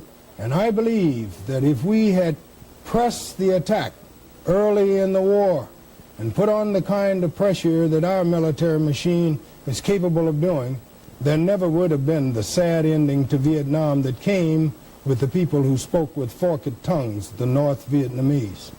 In view of all of that, how do you feel now about détente, about the junking of the B-1 bomber, for example, about our apparent de-escalation of military priorities in this country? You're talking about several different things, one of which is the ballpark in the ballpark of the State Department, and not in the military. Again, speaking strictly from a military point of view, the three main pillars in any fabric of lasting peace happen to be strength, partnership, and the willingness to negotiate. And that includes all of us in the government, both the military and the diplomats. And without that first pillar, the pillar of strength, the other two crumble in the dust, because nobody wants to be partners with a weakling. And we cannot bargain effectively in the halls of international diplomacy from a position of weakness. And so we can't say that we will never fight again, no matter what the cost. We will say that we don't want to study war no more, but don't tread on us, as our predecessors said, the forefathers of our country, who said that we shall remain free and independent. Now, when you're talking about detente or any of the other words you want to use, the goal and the prospect that you're looking for is a lasting and a quality peace.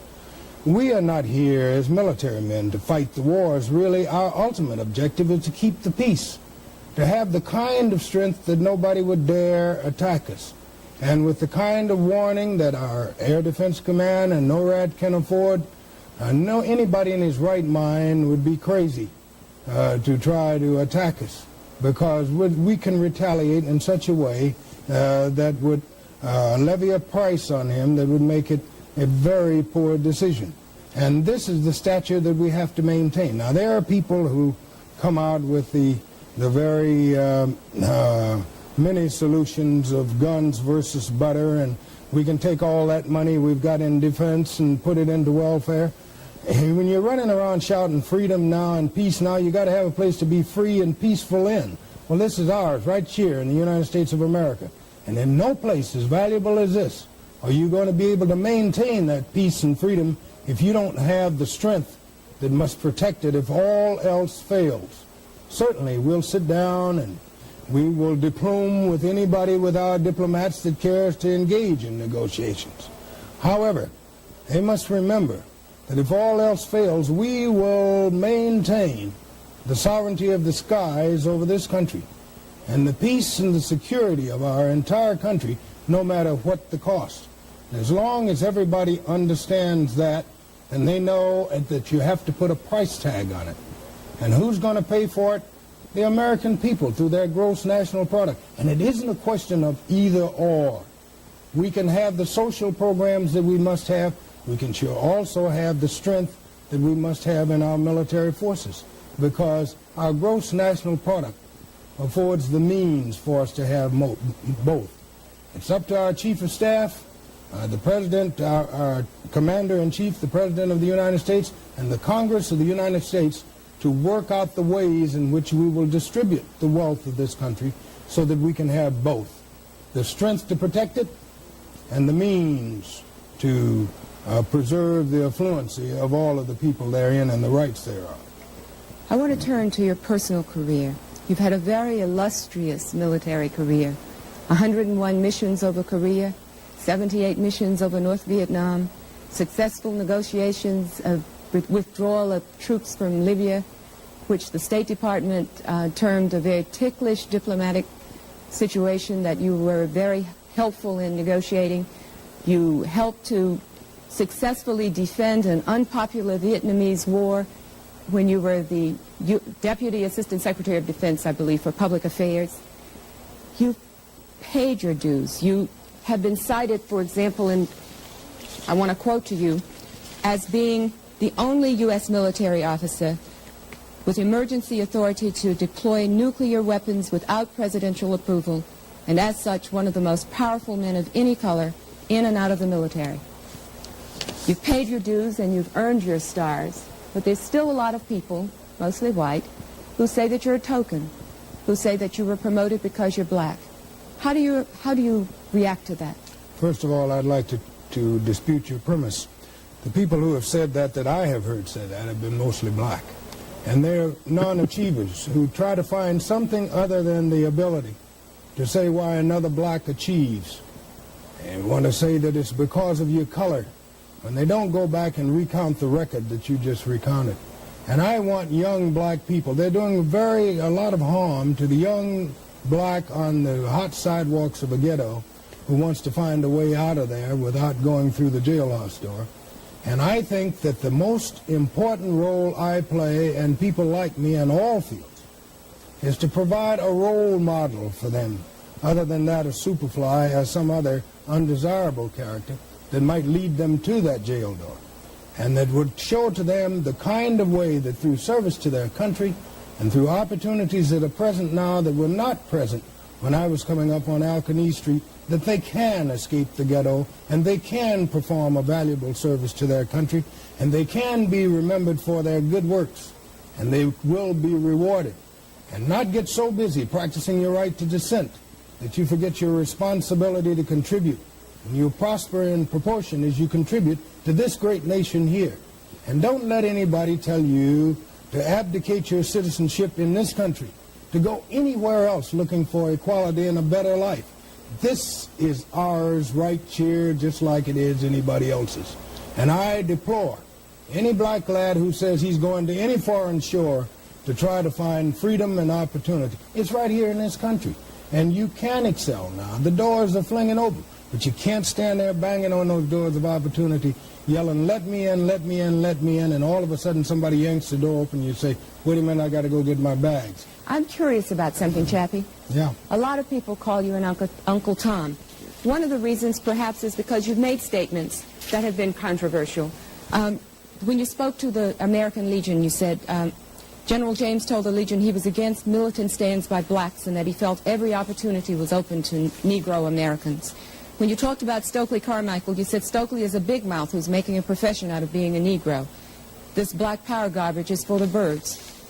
You were the first black speaker to speak at the DAR Continental Congress, which was the same DAR that denied Marian Anderson the right to sing in 1939.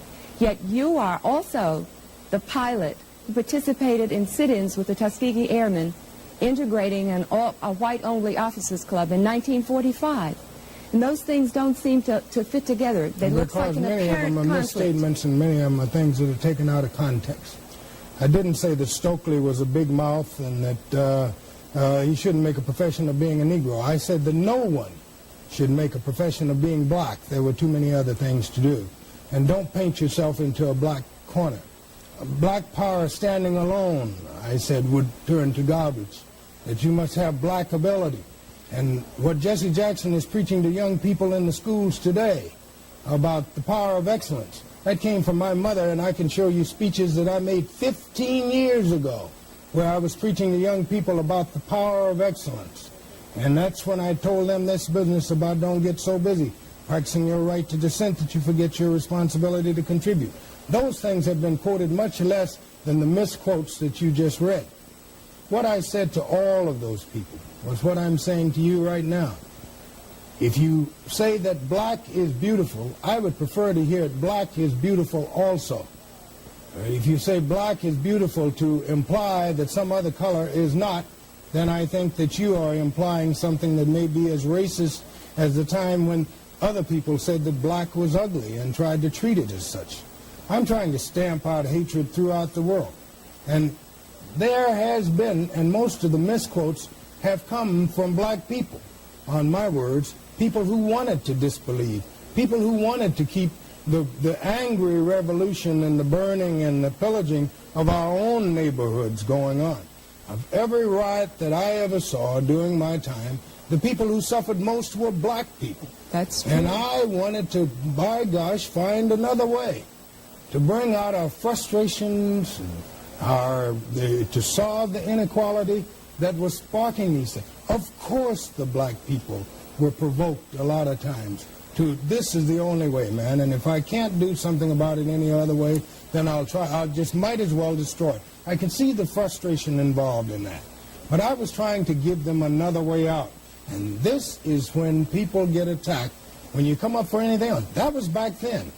Now, when Jesse Jackson goes out around the schools and is saying the same thing to young people that I was saying then, and incidentally, Jesse heard me say it long before he started using it. We were together where we were both being honored in Chicago, where I made the very speech about the power of excellence. But I don't say this bitterly. I say this hurrah, because Jesse has more of a platform now and more of a favorable platform among young people.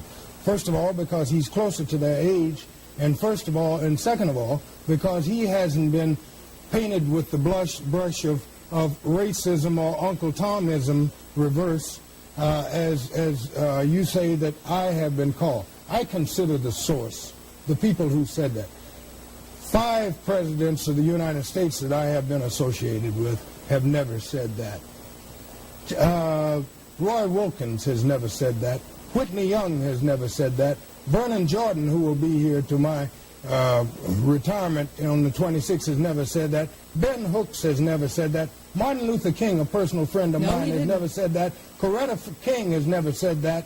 So I stand indicted by people who are non-performers themselves, and those kind of indictments I shrug off like I did an enemy's bullets. They don't make any difference. Tell us about the Tuskegee sit-in. The Tuskegee sit-in was a time when I was very young. And we, at that time, like some of the people who in their minds figured that the only way to solve the frustrations and the hatreds that were being directed toward them at that time in the ghetto, figured the only way to do it was to burn it down. We figured that the only way to stop the inequities that existed in the armed forces in that day were to stage a sit-down or sit-in of our own. We started with the most visible thing, the Officers Club. And it escalated up to a point where they found it necessary to put a sizable number of us into jail. Accused you of treason, didn't they? They said mutiny or something of that sort. And then the then defense counsel for the NAACP Thurgood Marshall, who is now a Supreme Court Justice, went with Bill Coleman, who is just the past Secretary of Transportation. Bill Coleman prepared the brief that finally resulted in getting us free, and with the help of Thurgood Marshall defended our case, and we were all released. But at that time we had said we cannot see any reason why we should go and fight the wars and be robbed of our human dignity here at home before and after we go. And we had said, as Truman had said at the time, the buck stops here. And as it turned out, it was Harry Truman, another Southerner, who had the guts to say the buck really does stop here. And he said there will be no more. And you know, he put out a special presidential order saying there will be no more segregated facilities in the armed forces. Well, heck, there was already a law that said that. So what he was telling the racists at that time, obey the law. Right. That's all he was saying, obey the law. And so people started reluctantly obeying the law. Reluctantly at first, because I say now that there is no institutionalized racism in the armed forces. And I've been taken to task by some people who are not in the armed forces and don't know what they're talking about, that there is. There absolutely is not. The armed forces are right now on a very positive campaign to try to attract the finest young people they possibly can of all colors.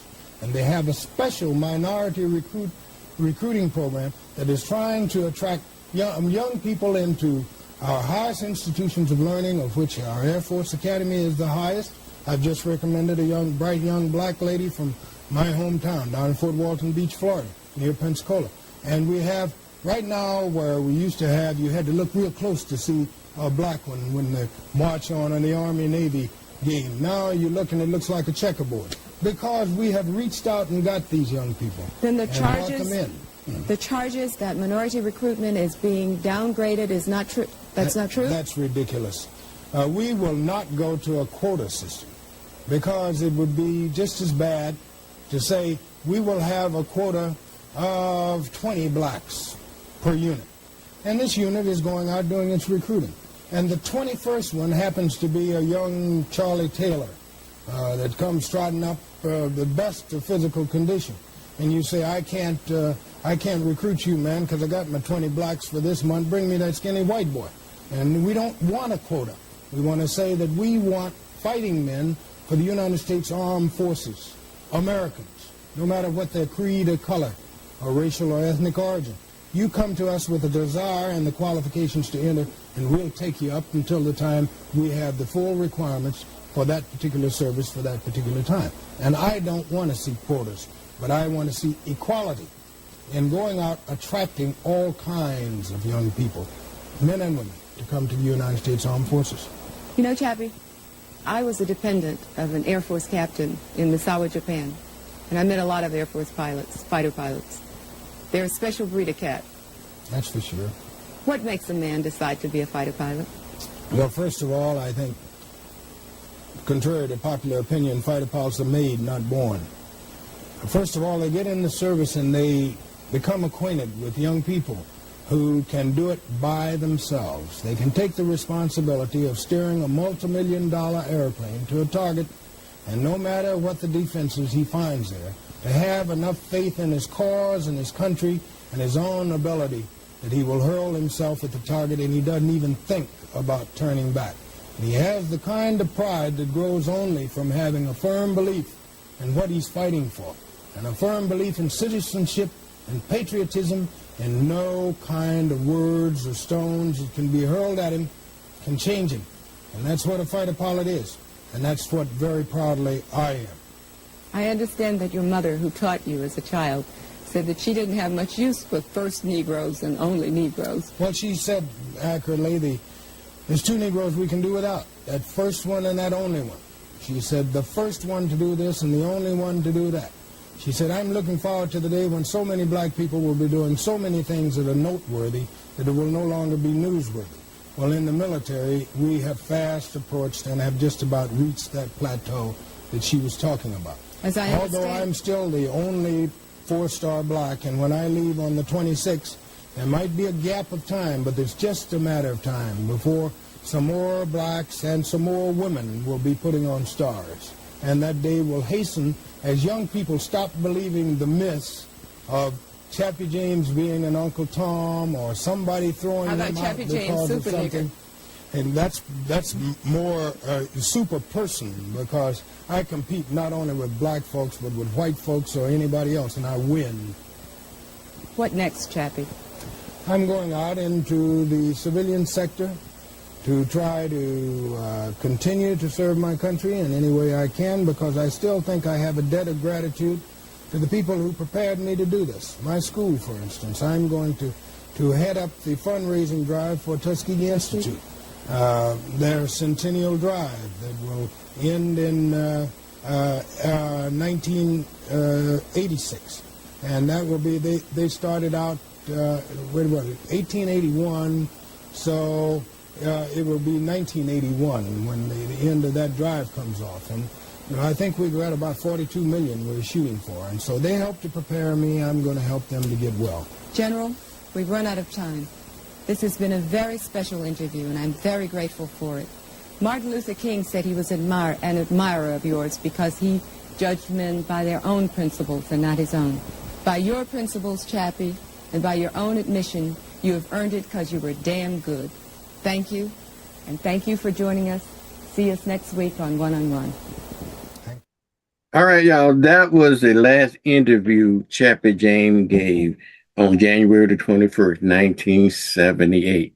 And 5 days later, he retired from the United States Air Force after serving many, many years. And 35 days after that, he succumbed to a major heart attack on February 11th. I'm sorry, February the 25th, 1978. He was 58 years old. Now, you see how great a man this is, okay? And you can see where I would have real issue with them taking his portrait away, okay? I still have Jill Daggs with me. I still have Mr. Charles Thornton with me. Charles also is an Air Force man. And also I got with me is David Williams, running for re-election for the school board. But David, before we get to you, Jill and Charles, do y'all have any comments on this? Hold on, Charles. Your mic is off, Charles. Very your powerful. Mic is okay. There you go. There you go. All right. Powerful interview. I'm going to have to pull it up and watch it again. I thank you for showing it. I never seen that one before. Yeah, that was absolutely a powerful interview. And in fact, if I'm not mistaken, it was his very last interview as well, Charles. So, and you can see where he set the record straight, and the lady that did the interview, my hat's off to her. That was a great interview. I had to play that, and when this nonsense about them removing his portrait, it just got me incensed, but I just want folks just to understand how great of a man he really was. So that's Jill. You got any comments on that? So for me, I absolutely agree. What a great interview. And we were just talking about how important it is for us to be educated. And so I'm listening to information that I didn't know a lot of what he was saying. And so I thank you for playing it, and I hope others will pull it up. I also really like the realness. Like, she didn't hold anything back, but it wasn't like in today's interviews in politics where they're twisting and turning. She just said what she heard, and he hit it dead on. There was no twisting. We didn't do the you guys will understand this, the duck and dive or the twist and turn or the reiterate. He hit it right. Just leaving interviews because the questions he didn't like, but go ahead. Yeah, he just, here you go. If that's what they said, this is the answer. And they're wrong, and this is the answer. And so, Vernon, you always share information that's needed. And I think it was perfect timing. And although all of us had our time slots, I think we all appreciate that we have to do something. We have to remember our history, and we have to preserve it. And so, absolutely. So thank you, David. Dave, you got any comments on Chaplain James' interview? Yes, I appreciate you showing that. My oldest brother was a Vietnam veteran. I had two other brothers that did 25 plus years in the military, and then my father knew Chappie James and grew up during the same era with him. So I've always heard stories about Chappie and how powerful he was, and so I got a chance to see it this morning, and he was truly a powerful man. Absolutely. I'm just in awe. I was just really incensed, about the fact that they would remove his portrait from the Pentagon. There was several reasons what they was given about that, and some say it was on the renovation, and then the other says that it was on a rotating basis.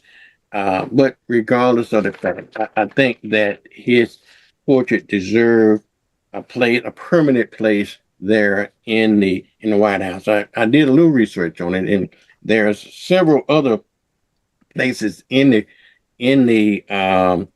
Pentagon building there that his portrait sits as well, but they are more in secluded places. And I believe this particular portrait used to sit in corridor, I think it was corridor 4 or 6, but it was a prominent corridor where a lot of traffic came through, and I think it was corridor 4 in the Air Force Art Gallery.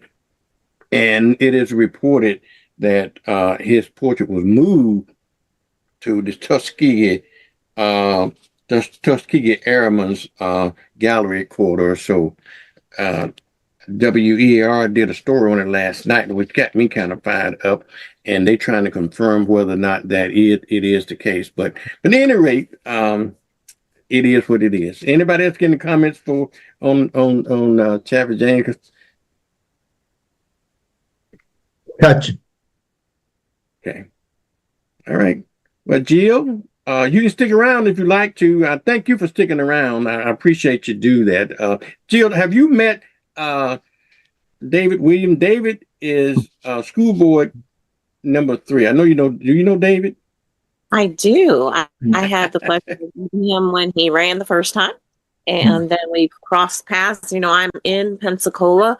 Many people think I am a Pensacolian. I'm there so much, but I'm really absolutely from Okaloosa. Well, I'm not from Okaloosa, but I represent Okaloosa. I was born in Washington State. So, but yes, I've had the pleasure of sitting next to, talking to, asking the difficult questions, holding him accountable, and he's always right there. And so we thank you for running again. And I do have to go to work, so I can't stay, but it is an honor to be here, and I wish you the best in your reelection. And to my dear friend Charles, always we're working for the same, most of it, which is to get people out to vote and educated first. And Vernon just pushed very strongly that it's the educational piece that I think we really, really need to push. You shouldn't just be checking a box to check it. You should check that box because you've done your homework, and that is the person that you feel will best represent your family first and then your community. So I'm going to sign off, but thank you, everybody, to my Okaloosa friends and Santa Rosa and Escambia. Please have a wonderful Juneteenth, a happy Father's Day, and make sure to take care of each other. All righty. Thank you, Jill. We appreciate Thank you, Jill. All right. Charles, I want to go to you now. We know David is our guest this morning on the show. And Dave, Charles is my co-host on Wednesday. Yes. And so David, as you know, David is running for re-election for school board. And so, Charles, I'm going to turn it over to you and David for a second here and talk about school board. David, you got it. Hey, and thank you again for the opportunity, Vernon. Really appreciate this. And good morning, Charles. Good to see you as well. Just want to give you an update of where we're at. We're working hard and getting out there, and we canvassing, knocking on doors, standing on street corners, and doing those things of trying to get reelected. And it's just trying to draw the comparison that between myself and my opponent that, I'm an educator. And this is what I'm doing. I've told people several times at the forums that I've participated in, this is my calling. I've dedicated over 40 years of my life to this, and District 3 is near and dear to my heart. Grew up in District 3, worship in District 3. The park named after my father's in District 3. And so I just love District 3, and we're going in the right direction. And I just want to share some really good news with all of you that school grades will be coming out real soon. And I've been working real hard with a lot of our schools and putting in initiatives that hopefully would help to boost those school grades. And I just want to tell you that some of my elementary schools, I'm just going to point them out. Global Elementary increased their score by 98 points. Lincoln Park, I'm really proud of Lincoln Park Elementary. They increased their school score by 140 points. Montclair's increased their school scores by 83 points. Oakcrest by 17. Wise by 3.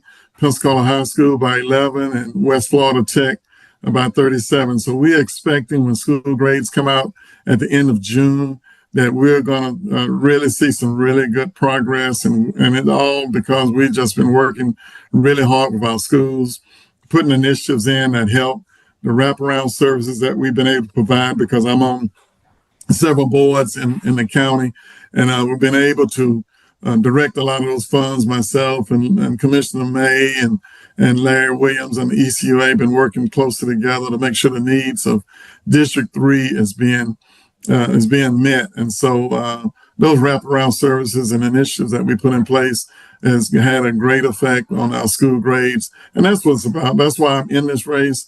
That's why I wanted to be on the school board, because it's about the kids, it's about the teachers, it's about the administrators, and it's about them, because we're protecting our county and our future of our county when we take care of all of our kids. And so that's just a quick synopsis of where I'm at. Still asking people to vote for David Williams, put me back in, re-elect me, because we've did well. We've did well, and we have a lot more to do. And I'm just asking the people to re-elect me, put me back in 4 more years, and see where we can go. Charles, you got any questions? Yeah, well, I just want to say, I've always been fond of David. He's always, like he said before, one thing he said, he's an educator. And I don't no one want to say anything about anybody else running for the seat. But David is an educator. And I would say to everything, there's a season, and everything, there's a time. I believe that's biblical. But I think David is within his season. And a lot of times, whoever you believe in, what they put in front of you most of the time during challenges time is what you need at that particular time. And I've been affiliated with the school board on one of the committees over there. And David has always put the student first. I think sometimes we get parents, constituents, and a lot of times we hear voices from individuals who don't even have children in school, and because of what they want. And I think when you're close to the source, your decision has to be based not just on what the parents want and what the parents want to see, but you got to look at the needs of the end users, which are the students. And you got to look at the behavior, the educational, the academics, and all of these things. And I say to the parents out there, get involved and look at the end users. The school system is not about what we want as parents. I don't have any. I want what best for the students, and David is there, and he has. I supported David the last time, and I'm going to say it. It's a nonpartisan position, so I support him now. He's done things for me. I'm able to pick up the phone and call him, but I'm not special. I went to, and I'm going to get off of it. I went over to the place on Texas Drive, and I got my grades from when I was in Brown Barge, like elementary school, and they was average then, and then I looked at some of my college grade, and they're average now. So I just think that without that particular education, I would have failed through the crack. Without that elementary education, that middle school education, I would have failed through the crack because I was just a couple lessons short. I wasn't the smartest person, but because of that environment, I was able to sustain myself. And I give all the credit to that particular background. You don't have to be smart. You just got to steady hard and surround yourself with good folks. Parents, take care of your children. They don't have to be geniuses. They just need your encouragement. And I think David sees that. We see what we see. We see the bad children, and we see what we call the academics. But if you're within the system, there has to be a plan in place for both groups. And I think David get to see that. And I say to the parents, your child is not bad. All the children are good. It's some behavior, what we're looking at. We're trying to correct some behavior because in order to get to the academic part, you got to have a pretty decent behavior. So the school system has a lot of work. And I appreciate you, David, for not just looking at the academics, but also dealing with the behavior. So we try to correct that as well. Yeah, and I want to add to that one of the things that the initiatives that I put in a couple of schools is that it dealt with parental involvement. It dealt with absenteeism, which are a couple of problems that we have in our school system. But one thing that we are trying to teach our kids now and at an early age is conflict resolution, and teaching kids how to deal with conflict and to deal with it not such in an emotional way, what leads to discipline problems, and also to understand the different cultures that are in our school system and where kids are coming from. That's why we got to have the wraparound services, because I know of many kids, and I get calls from parents of kids who are not, and I hate using the word homeless, but unhomed, that do not have a home. And just for them to come to school is monumental because of what they had to deal with the night before, the day before. And we have a lot of those kids in District 3 because 38% of our students in District 3 are living in poverty. And so if we think we can educate these kids without taking care of their basic needs of mental health, food, clothing, and shelter, then we're missing it. And I think that's why our school grades are coming up. That's why our students are performing better, because we are now addressing all of those issues and those wraparound services. And I've been able to direct a lot of those funds to District 3, those out of school time programs through the Children Trust Fund. 51% of all the funds at Children Trust goes to District 3. We have 18, we've been able to direct 18 of those vendors, those programs, to service students in District 3. Now, the other districts do need the help as well, but the one that was most needed was District 3, and I'm so grateful that I've been able to do that. Not only are we educating them, but we're taking care of them, and we're making sure they're safe. We're making sure they have clothing and food and shelter. So that's my calling. That's, like I said, this is my ministry. This is why I do what I'm doing. All righty. Go ahead, Charles. Okay, well, I was just going to say that I've always been taught, and I've done a little research, that the best time to catch a child is between the ages of probably about 3 years old and the time that they're in the third grade. If you don't mold them at that particular time, there's a good chance by the time that child gets 11, 12, whatever the third grade, that age is in the third grade, you sort of lose them. So what we're having to do within that school system is catch them at that young age, and we need some help from parents. And we may not can help our own child, but we may can help somebody else's child. We may can get someone to help us with our own child, but try to catch them at that age. And because if not, you're playing catch up. Once that kid moved past the third grade, or that child moved past the third grade, it's kind of hard, because now what you have is peer pressure. When the child is young, we should just have parent, I don't call it pressure, but we should just have parental guidance. And don't, it's not guaranteed, but parents, please try to get involved in that child's life from the time they're 3 years old to the third grade. That's critical. If you don't catch it by then, you're going to be playing catch up, because even though you may not need academics to do some of the jobs out there, you're going to have to know how to read a ruler. You're going to have to know how to understand. You got to read for understanding. You may not be able to read for speed or none of that kind of stuff, but you got to get to a point where you can read for understanding.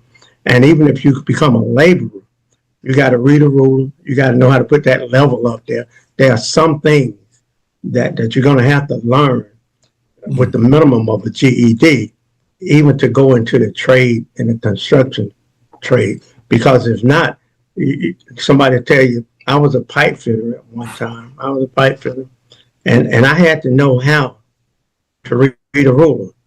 You'll be surprised at how many folks, within that ruler, there are inches, there are quarters, there are different things within that particular ruler, even unless you want to be a helper all your life. And sometimes a helper becomes a burdensome, because if you get a helper, you might as well do the job yourself. But you want that helper with the ability to use certain things. So school is important. Yeah. And I'd like to say this, add this too, Charles, on that, is that in the Escambia County school system, we have 69 career academies.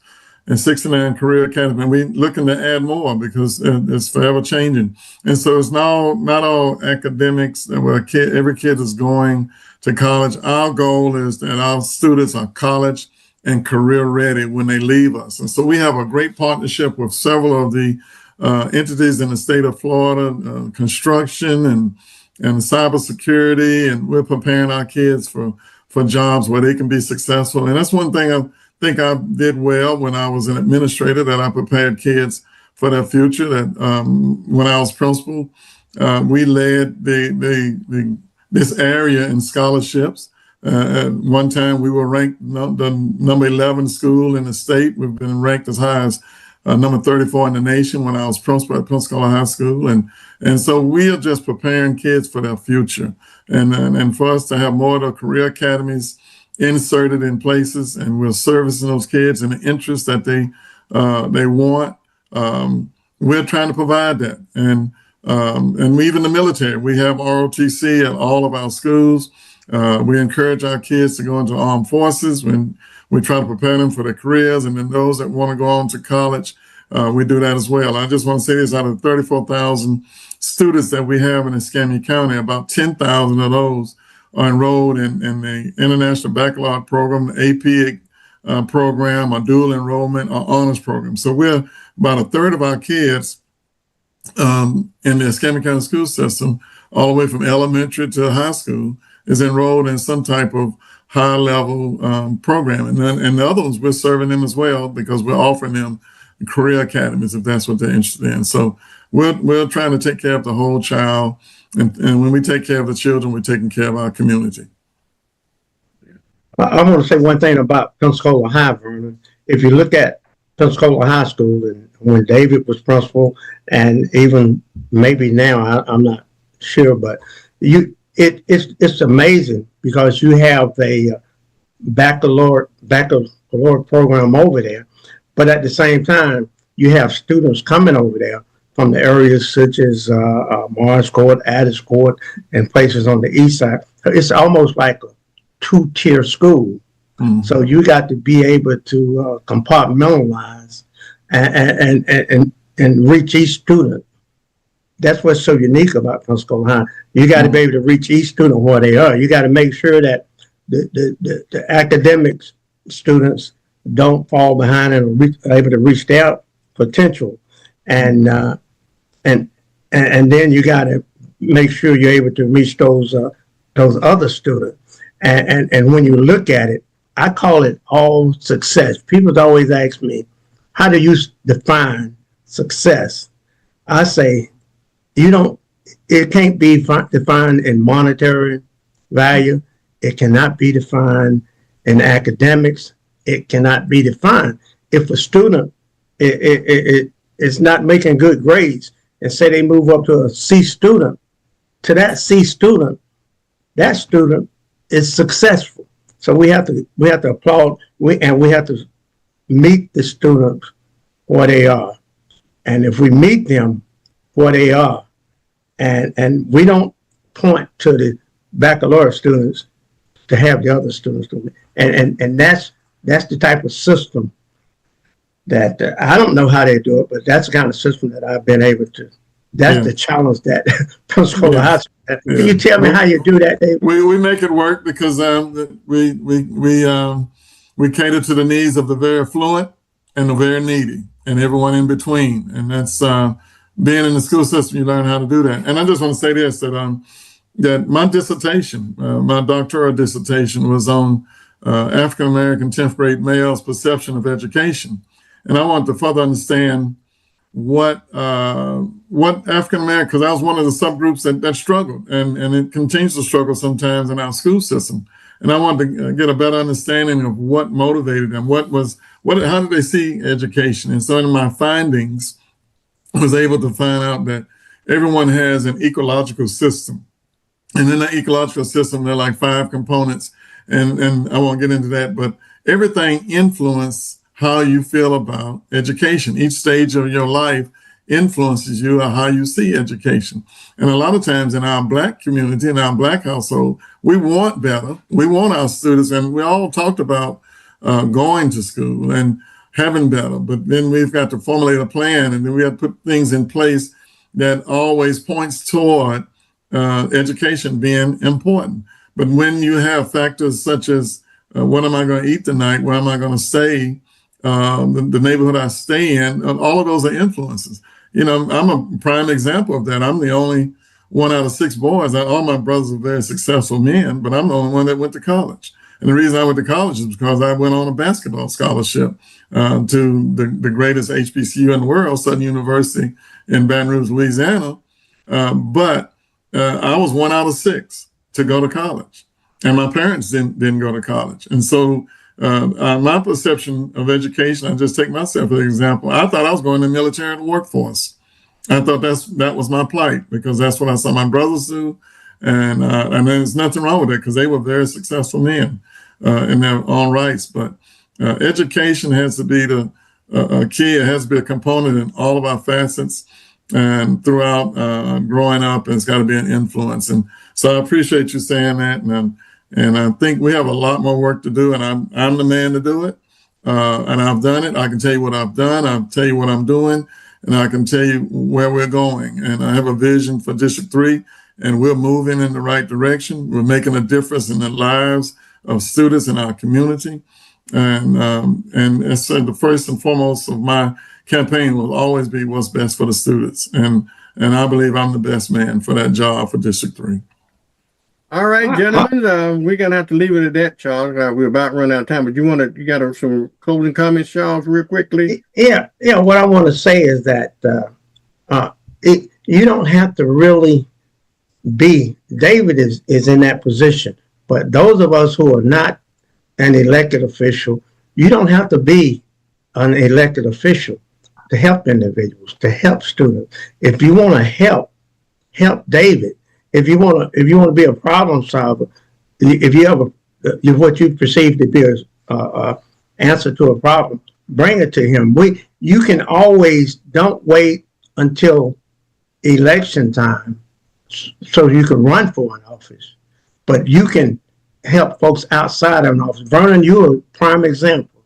You're not an elected official, but every day you're in this community, putting your voice out there, trying to do something. It's always, and that's all. It's always nice to be elected, but a lot of these positions we can only have one person, and right, wrong, and indifferent. But if you want to help, just help, just do something. Help, each one help somebody. You don't have to have a title to help. Okay, and Charles, you know why I'm laughing, don't you, when you're saying that? Because you know what you always say about me, right? About help, right? What you always tell me, help the bear. You know, that's a joke, the private joke between me and you said, Vernon, don't help me, just help the bear. Now, and I'm gonna tell that, but anyway, but then we won't get into that. You don't want to hear it, but Vernon, in this case, and that's a whole different scenario. I know. But when you mention the word help, your picture come to my mind when you always tell me, Vernon, don't you help me, you just help the bear, you know. Well, you got to make sure where that help is coming from. As long as that help does not interfere with the real objective, because a lot of times individuals come to help, but they put subjectivity into it. You cannot lose your goal, your mindset of the end game. Some people come in and they'll take you right out of that, and they try to redirect you. You know, we worked for the government a long time. You know, when they have these inspections, you know, the two biggest lies that they said, the inspector tell you, I'm coming here to help you, and you tell them, well, we're glad to see you. So you know how that goes. I gotta go, but I wanna shout out to Miss Janice Womack Ewan. She dressed me down a few minutes ago, y'all. And I do apologize. I stand to be corrected because I know she's absolutely right about this. We always refer to Chappie James as Chappie James, but don't forget, this man deserved the title of General Chappie James, the first 4-star general. And she said, you should show some RESBCT, some respect for the title of his. And I agree with you, Jan. Thank you, because you're right. He is the renowned history-making 4-star journal. And while we're on that subject, another thing too, while we're talking about Chappie James and what we should refer to him, well, Janice, I'm sorry, General Chappie James, General Daniel Chappie James Jr. But anyway, let's also refer to that 3-mile bridge between Pensacola and Gulf Breeze as the General Chappie James Bridge as well, because that bridge was named in honor of him. And so we want to keep that dream alive, and hopefully that part will come to fruition there. Gentlemen, I have ran out of time and ran over time, really. So I want to thank you both for coming on. And folks, I want to thank you for listening. Y'all have any other real 2-second parting comments before? Well, I got one comment. You always have one. You kind of remind me of this lady that was an alderman in Chicago. Her name was Dorothy Tillman. Dorothy Tillman, yes. And we was riding around looking at Pensacola in a van, working on some projects. And I say, can I call you Dorothy? And Omar Neal was calling her Dorothy, and everybody was calling her Dorothy. You know what she told me? She told me, said, no, you call me Alderman Tillman. She wouldn't let me call her Dorothy. I had to call her Alderman Tillman. So you know, Charles. Since we own that subject, okay. But I do think that respect is due where respect is earned, okay. And just like now, I know David, he got a Torah, but he never insists on being called doctor. But I do think that people that take the time and the effort to earn that title, the least you should do is honor that title, because it's something that people work hard in their lives, you know. And I understand that. I do really understand that point of view. So give just as Jan would say, show some respect. RESPCT. Learn a lesson from Aretha, y'all. Just give people the respect that they're due. Okay.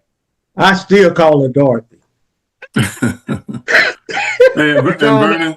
Yeah, David. Hey, Vernon, I'd just like to say, I just invite people to visit my website, davidwilliams3.com, davidwilliams3.com, and you can learn all about my platform and everything I'm doing in this election. Re-elect David Williams, District 3. Visit my website, davidwilliams3.com. Thank you. All right. I thank both of you gentlemen for coming on. Charles is my host every Wednesday, y'all.